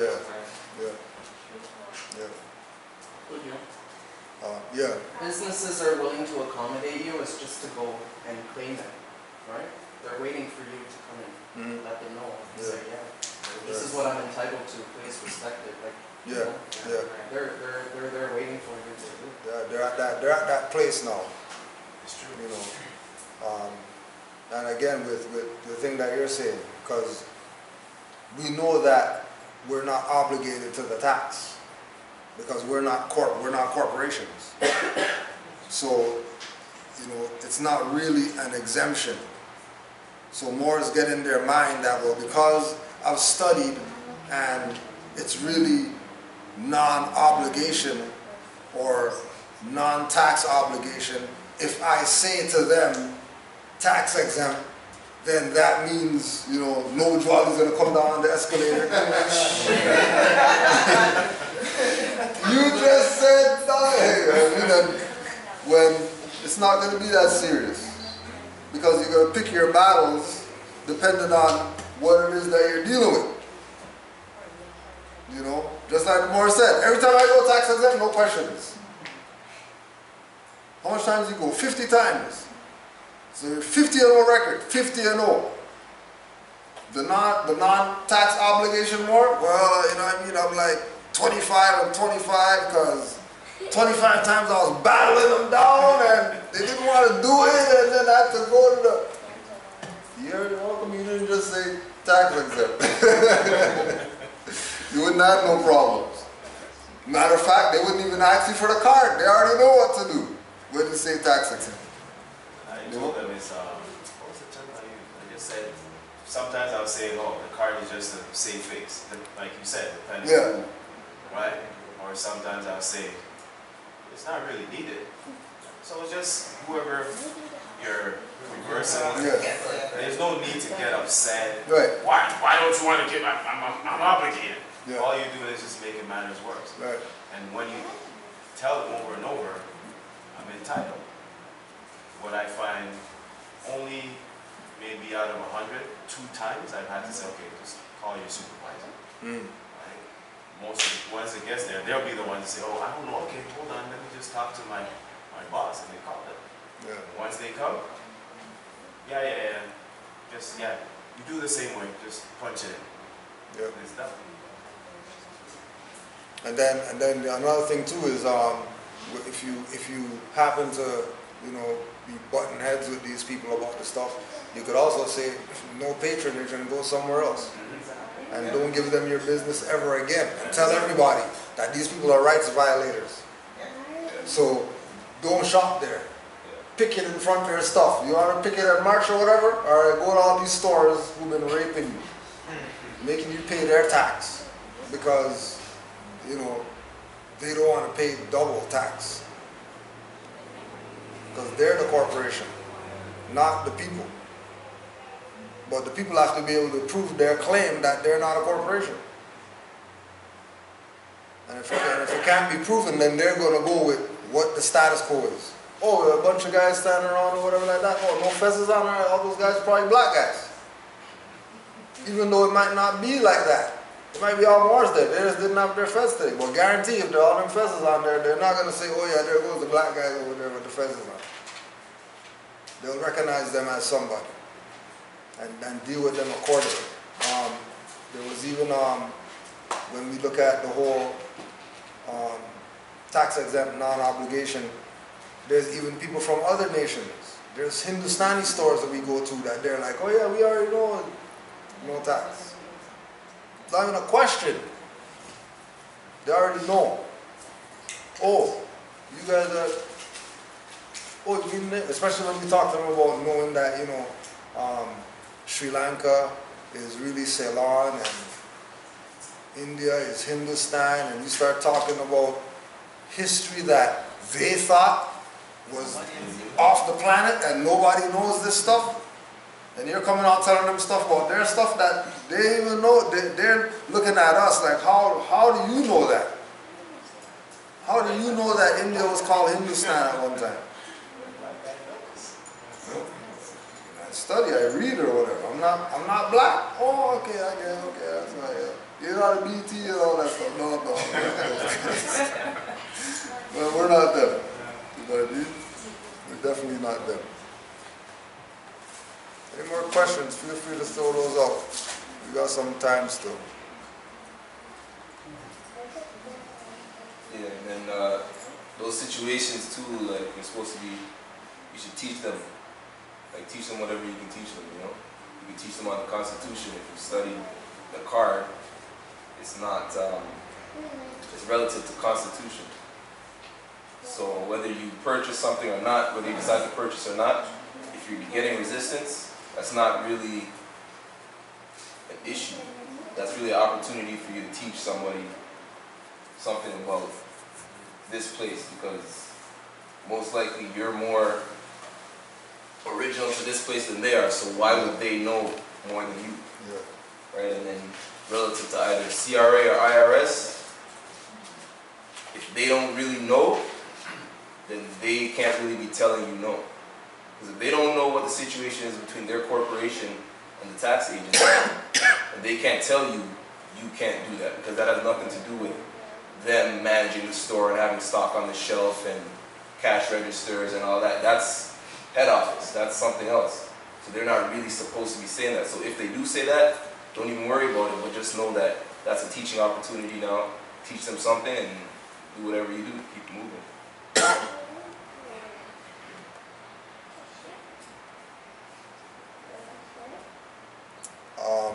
The new book of knowledge. The new book of knowledge under becoming a U.S. citizen. United States, and you could also put Canada in there, United States naturalization laws have changed many times. Under the first law passed in 1790, only free white persons could become citizens. Or somebody want to get a free white person there? Right, so only free white persons could become citizens. Like we were talking about earlier, if we're looking at it from a status perspective, black and white is not about skin, it's about your social, economic, etc. status. If you're classified in the black status, you're probably leading toward destruction, death, and all that type of stuff, and nobody wants anything to do with that. If you're dealing with a white status, you're dealing with the opposite of that. So when they say that at one time only free white persons could become citizens, then that means anybody else, they were subject to be kidnapped, to be put in slavery, anything could happen. Because there's no protection, which again goes back to the treaty between the Moroccan government and the United States of America, and certain quote-unquote people who got caught in slavery getting out of slavery by saying that we're not under the Negro Acts, we're under the treaty. And then that's how they got out of slavery. Or in Underground Railroad, some of the techniques that they used to get out of slavery was the quote-unquote slave changing their status by, for example, not wearing slave clothes. Put on a jacket and a tie or a shirt with a collar and some trousers or whatever, and that'll make them not look at you as slave. Getting stopped by one of these Klansmen, whoever, and then you pull out freeman papers, which stops them from violating you because they know that you're not in the jurisdiction to be violated. Because your status through that paper or through, you know, how you dress is letting them know, oh yeah, he's not in the thing, so we can't deal with that. Right? But then you look at, for example, Emmett Till, who they violated. That he wasn't even from the jurisdiction, and they hunted him down like he was from the jurisdiction. Because his status was just like that of anybody else who looked like him, Negro. And if you're in the South and you're a Negro, then 99% chance these people are going to put you on a tree one day. That's just how it was in the South. And not articulating that was an error on the adults. Because he should have gone to the South knowing that you're not going out there to go play with the Europeans. You're going down there, when they talk, you shut your mouth. You're not going down there to go try to prove something or be who you are when you're in Chicago. Chicago and South is two totally different worlds during that time. Just like the other Southern, quote unquote, black children knew, as soon as he did what he did, they knew what was going down. It wasn't even a question. As soon as he did what he did, all of them swallowed their tongue. Because they already know what's up down there. They have a mental track record of uncles, aunts, friends, whatever, that if you're stateless, you don't talk when these people come around.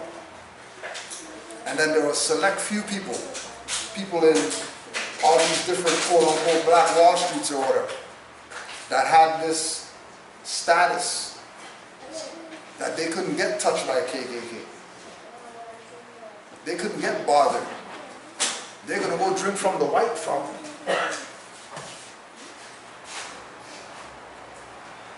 Think about some Europeans sitting around, their brother go drink from a white fountain. And they can't do anything about it. Or she goes sit at the front of the bus because she knows she's not black. They sit in the back, not black. Only blacks sit back there. And then big thing happens because she sat in the front. Why are you mad? Because she sat in the front. Right? Why are they mad? Because free white persons. Alright, free white persons. It's a pretty long definition here.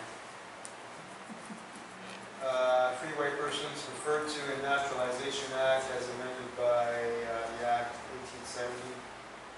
Has meaning naturally given to it when first used in Stat. 3, meaning all persons belonging to the European races then commonly counted as white, and their descendants, including such descendants in other countries to which they have emigrated. Okay, then now here they qualify what they mean by European races. So it includes all European Jews, more or less intermixed with peoples of Celtic, Scandinavian, Teutonic, Iberian, Latin, Greek, and Slavic descent. It includes Magyars, Lapps, Finns, and the Basques and Albanians. It includes the mixed Latin, Celtic, Iberian, and Moorish inhabitants of Spain, both and Portugal. The mixed Greek, Latin, the mixed Slav, and Tartar inhabitants of South Russia.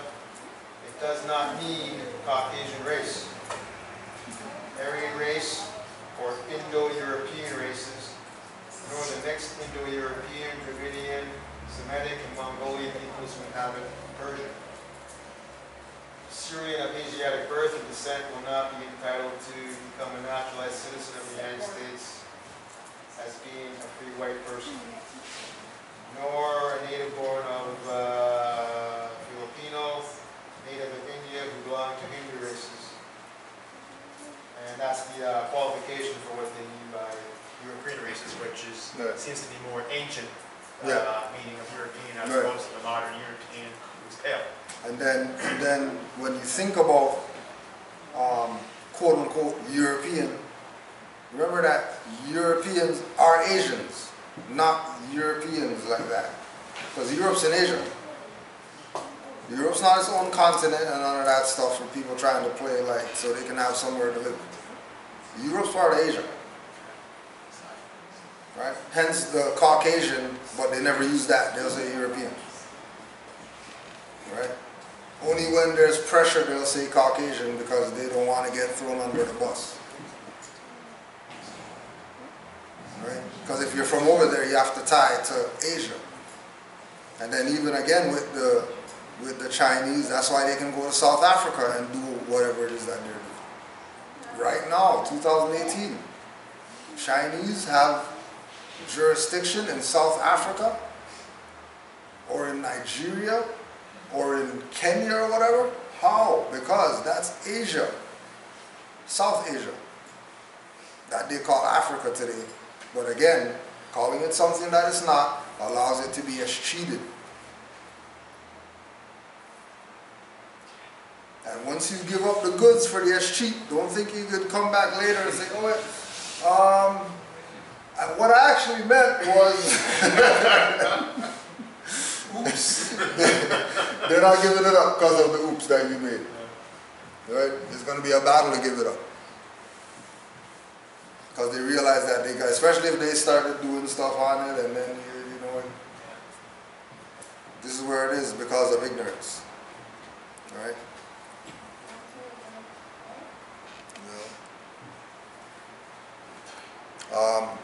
The same book, the New Book of Knowledge, the United Nations and Human Rights. When the United Nations was founded after World War II, advancing human rights was among the goals set out in its charter. In the organization's early days, a committee chaired by former First Lady Eleanor Roosevelt, the U.S. representative, drew up an International Bill of Rights. This Universal Declaration of Human Rights sets standards for human rights, but it is not legally enforceable. The United Nations had adopted many other measures to provide the legal basis for human rights. So they're acknowledging that this Human Rights Declaration sets standards for human rights, but it's not legally enforceable. Could you repeat that, please? The Universal Declaration of Human Rights sets standards for human rights, but it is not legally enforceable. Right? So it's just a resolution that there's these rights that humans have. And then that's why they have the indigenous rights. Because the indigenous rights is different than the human rights. There's more power under the indigenous rights, which is why we would say we go with the indigenous rights. Because the rights of the indigenous people supersede the rights of human beings. That's why they made the clarification that yes, the human rights do exist, but that's not legally enforceable. Not even lawful. And then that's another school. Oh well, okay, well if it's not legally enforceable, then it might be lawfully enforceable. But then that's going to be on the human beings enforcing it. It's not going to be on some body of people saying, oh yeah, you have these rights. If it's supposed to be lawfully enforced. Legal enforcement is them doing it. Lawful enforcement is the people doing it. So indigenous rights, the indigenous people enforce lawfully. That you're enforcing the Constitution, right? Saying we don't have a Constitution. And then what is the Constitution for? If the Constitution is for a corporation, like when they say Constitution Act of Canada, if it's a constitution, it can't be an act. And if it's an act, then it's not law. It's pretending to be law. It's quasi. It's putting up the front of law, but it's not really law.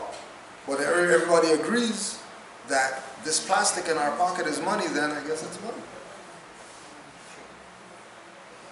You know? And then anybody who's really on the game is going to set up a place and tell people, hey, bring your gold, I'll give you money. And everybody's going to go running to give their gold up, to get plastic. And then want to know how come they lost stuff, they're losing stuff. Every day they have less and less and less because they keep giving up the goods for things that are useless. You know?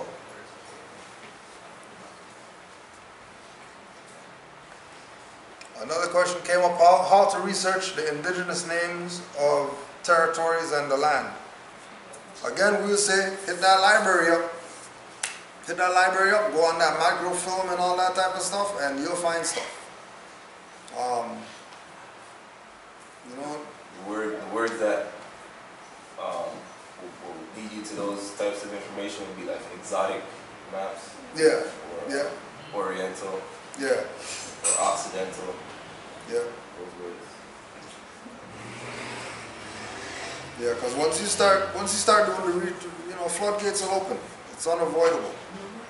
Once you start doing the research, you're going to find out so much stuff that you're going to put down the stuff.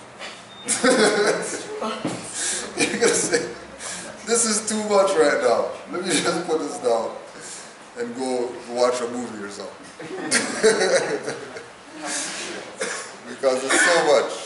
And again, we can just go with the ones that the names that are around right now that you never even thought that was an indigenous word. Until you went and checked and they said, oh yeah, that's an indigenous word. Yeah. Many.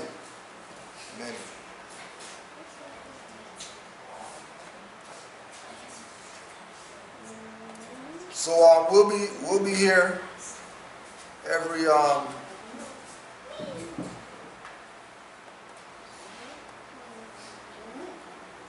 yeah, let me put this one out there too.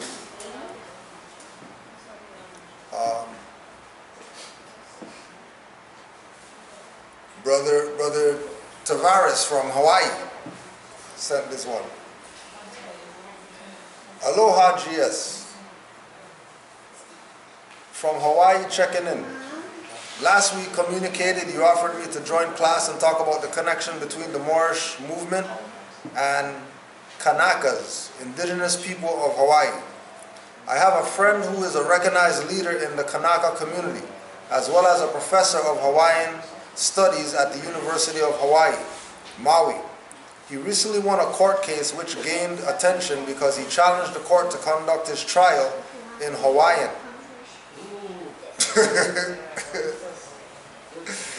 Right, that's the Kanaka community, right? He challenged the court to conduct his trial in Oleleo, O''Leleo, O''Leleo. I spoke to him about potentially joining you for a class discussing the experience as well as making the Kanaka Moorish connection. He wanted to familiarize himself more with the Moorish science paradigm. He already listens to Dr. Ben, Phil Valentine, as well as Taj Tariq Bey, and is familiar with the conscious community. I sent him links as well as gave him a copy of Exhuming of a Nation, hoping we can join class sooner than later. Wanted to check in, say aloha, extend my continued support and appreciation for you and the family. And he put on here, Maui now, Kaliko Keo. A Maui man who asserted his right to speak Hawaiian in court instead of English has been granted a Hawaiian language interpreter. K-A-L-E-I-K-A-O, K-A-L-E-I-K-O-A, sorry, K-A-L-E-I-K-O-A, K-A-E-O. Kelikoa, K-O. Keliko? Kalikoa? Kalikoa. Kalikoa. Kalikoa Keo. Kalikeo Keo. Kalikeo Keo. What else is up in here? You got something back there, Omar? I'm making mention that we have wraps back here. 1 for 4, 2 for 6, and 2 for 6 and water for 7. Chickpea, BLT, which I guess is a certain vegetarian, and Jaffa.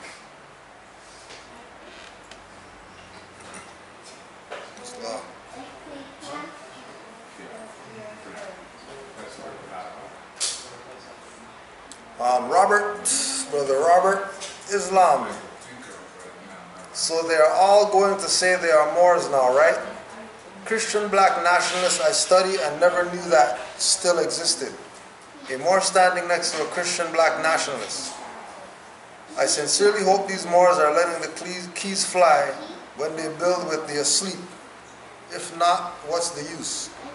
So the Moor sent a picture with Moors standing with black Christians, Hebrew Israelites, Black Panther Party, Nuwapians, etc.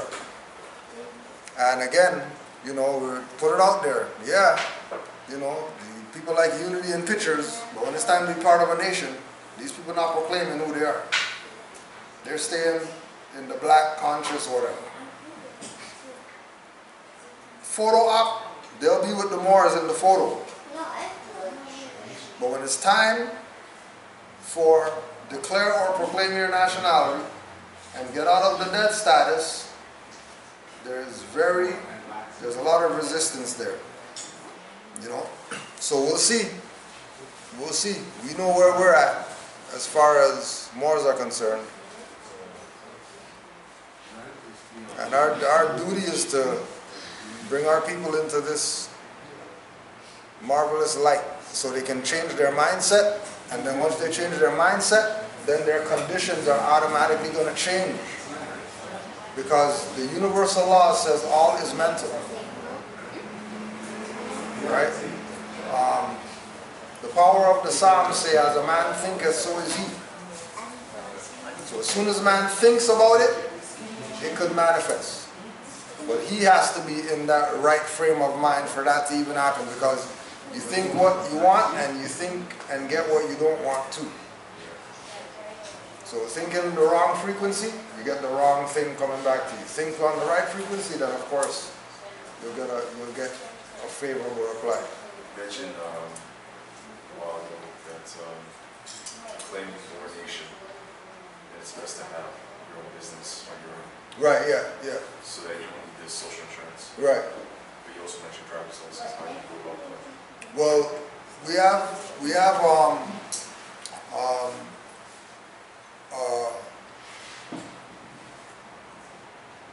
interesting situation, because the majority of the people have already been exercising without that, because the majority of people's stuff suspended, expired, or whatever like that, and they're still out here behind the wheel. Yes. So conceptually, it's about having the knowledge. It's not about there's some paper or card that's going to make you be able to go out there without a license and then they don't bother you.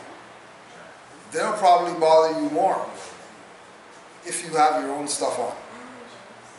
Because again, of the same thing, that we've taken the position of being down with the fraud for so long, and then now we realize that it's a fraud, well now we want to back out of it. But we were doing it for the past however long. So some things are more long term, right? So that's where we get into making sure that the people, and we have the book in the back as well. Making sure that the people learn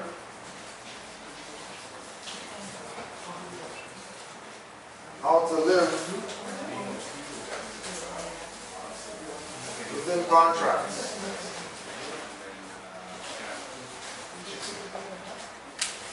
Because as free people,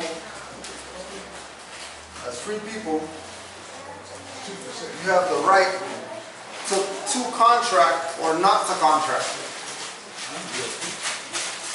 Just like the brother said with the store, you have a right to use their store or not use their store.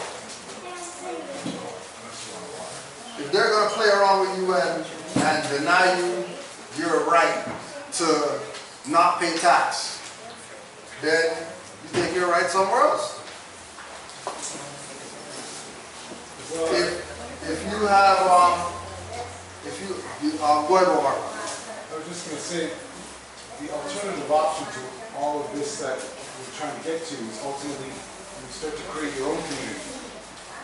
That's really the answer to all of this. Anytime you're getting into this kind of thing, it's always becoming quasi, because you're coming at this from the perspective of a national doing business with a corpse. So it creates a quasi jurisdiction. Right. So ultimately, your end answer would be to find whatever it is you need within your own community.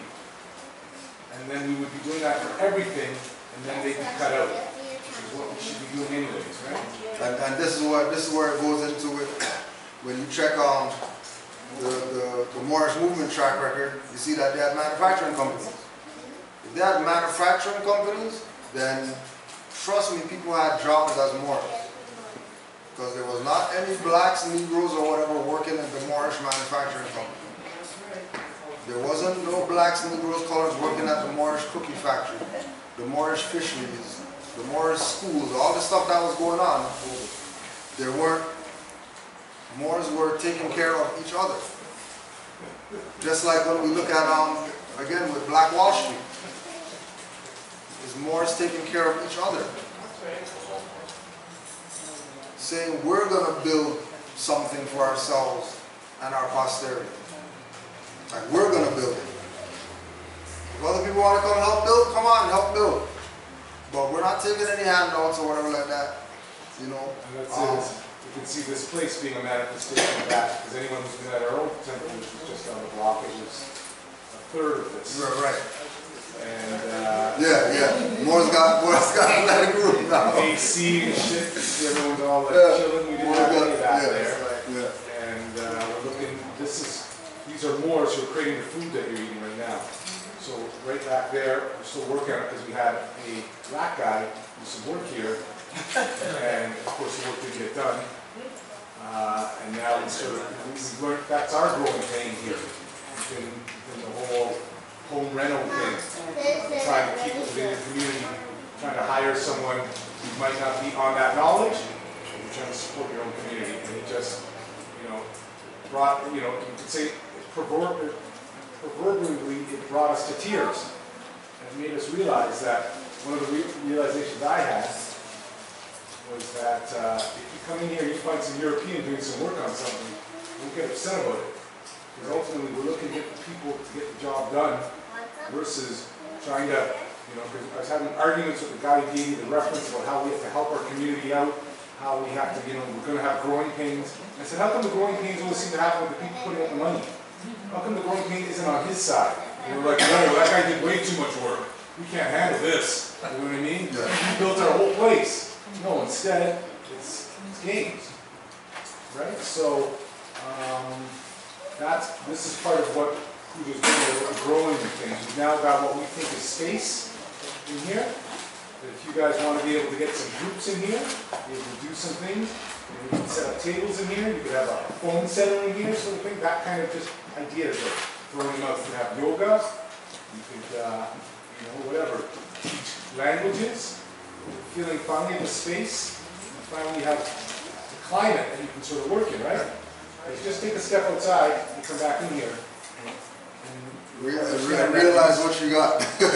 You'll at least understand that, when it's 35 to 40 degrees out there, you can come in here and do a little work with that. What do they call it? The cooling center? You come to the Moorish cooling center. That's wrong. You come to the Moorish cooling center. That's crazy. That ever look like ice? So we have there's some flyers over there. Make sure you take a few. So if you have to, you can give out to people when you see them or whatever. And then you're not here next week, right? Yeah, next week. So 10 o'clock, and I said that we will open up the temple, and we will probably play a DVD for a couple hours, and then we can have like a building session. We'll be back a week after. On the 17th, I think 17th, the education committee is going to be doing what do you call it again? Decipher Fridays.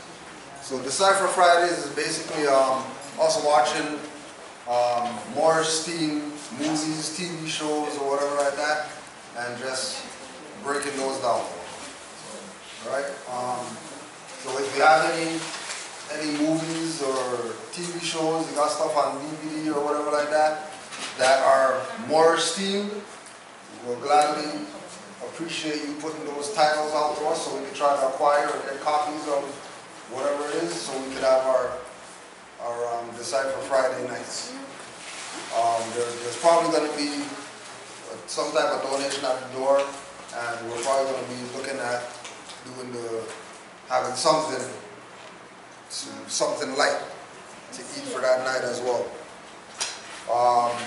There's also, if anybody needs washrooms downstairs.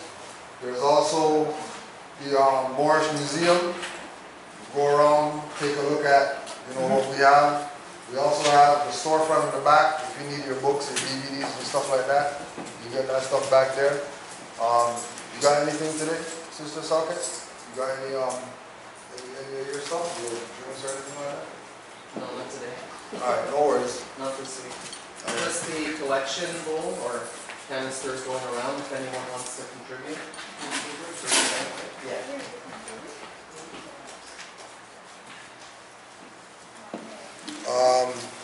Any other announcements? Just that we're having going away to Montreal. I would say probably late October, late September, early October. And that's maybe going to be an Ottawa, Montreal thing again because we have other Moors in Ottawa. They've got a little study group out there. We've been going out there to get access to rooms at the University of Ottawa. So go out there and do lectures out there. And then we're looking at the same fellow that we saw came in with the fezzes. We're looking to get out to Montreal, so that's what we'll do. We'll also be having a Moorish Culture Club Feminine Appreciation Weekend. That'll be on the autumnal equinox. And that'll entail hopefully some kind of event on the Friday night where the sisters can get together. Maybe have a so-called sort of wine and cheese, maybe a little bit, I'm thinking, on one side. And then on the Saturday, we would have a situation where we're probably going to have movie day for the offspring. Offspring can be dropped off at 1 o'clock. I think you'll be looking to try and offer some packages or sort of whatever, facilitate some packages where they're getting some mani-pedis and a massage. And then it will culminate in a dinner. It will culminate in a dinner being served by our caterers, by Christians who are Moorish, in design and riches. So, Islam, listen up, we're almost done. So just putting that out there, and that'll be done from a perspective that we're looking to sort of give honors to our empresses, our mothers, sisters, and daughters, and nieces. And so what that will entail is probably through Moorish culture as well as the events committee, we will have a place where it's going to be set up, and the masculine energy will be serving, and the feminine energy will be like a meal for the sisters and stuff. And I guess how that will probably play out is feminine energy who are putting their dues in, probably the meal and everything, most of it will be free. Ones that aren't, there will be sort of some kind of package cost for it, using that dynamic. Alright? So that's what's up in the next couple of months. Alright. And there was one more comment. There was one comment in there. We have to also be specific that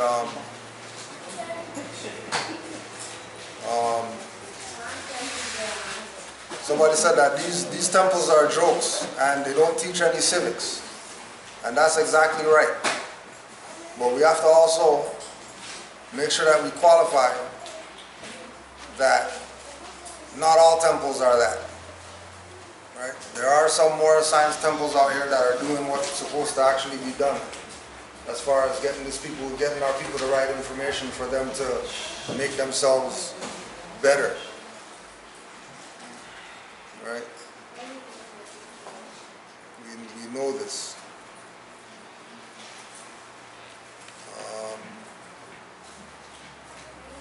Dura, are you ready? Time for close up.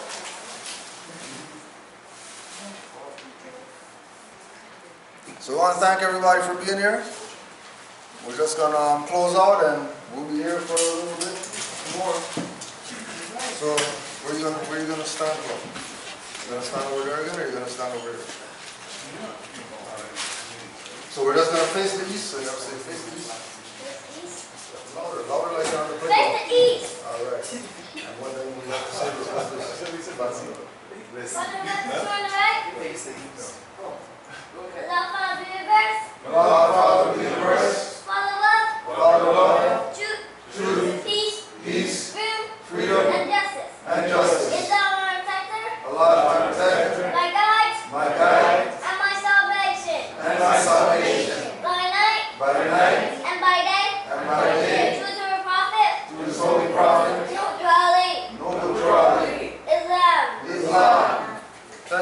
bro. Good job, buddy. Good job. Good job. Great job.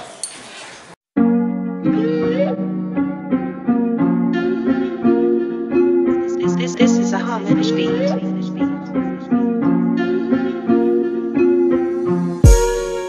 Hell's hot, but get cold with this winter. My earth takes a break, quake cities off the cliff, down deep sea into mountain, continental shift. Your continent could drown or rip. There's more, think not. You don't know what I'm into, where I'm at. It's all in the mental, smash all instrumentals round me. It's all about my circle squared up with my nature. Fear not, love, bravery, am I didn't make her, she made me to create her will. The home she in, shape her skin, contain her frame, no minor. She a major win, angel and grew up educated on the demons, veiny scaly wings, ranger paper bullshit, the mother cup for that. Got nothing to pack, Negro black colored, on the chopping block, still on the blocks chopping, whatever they rap, rob, recover the chop, the world's shaking.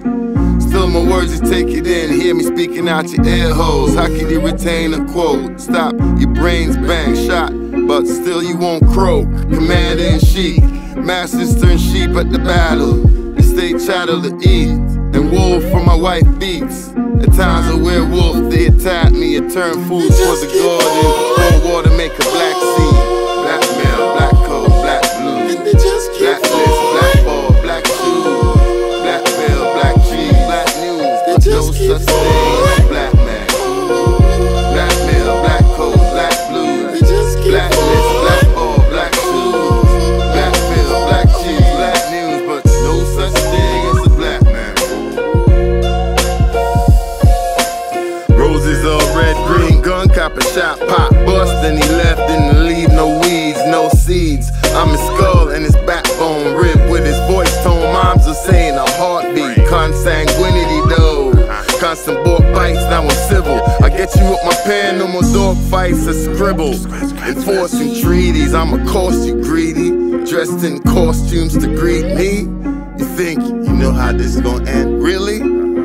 Show the beginning. Apocalypse now, the dead don't know about the living. And why I can't kill them, and why I try to lift them. Stand, more mass don't make you a bigger man, it's mental.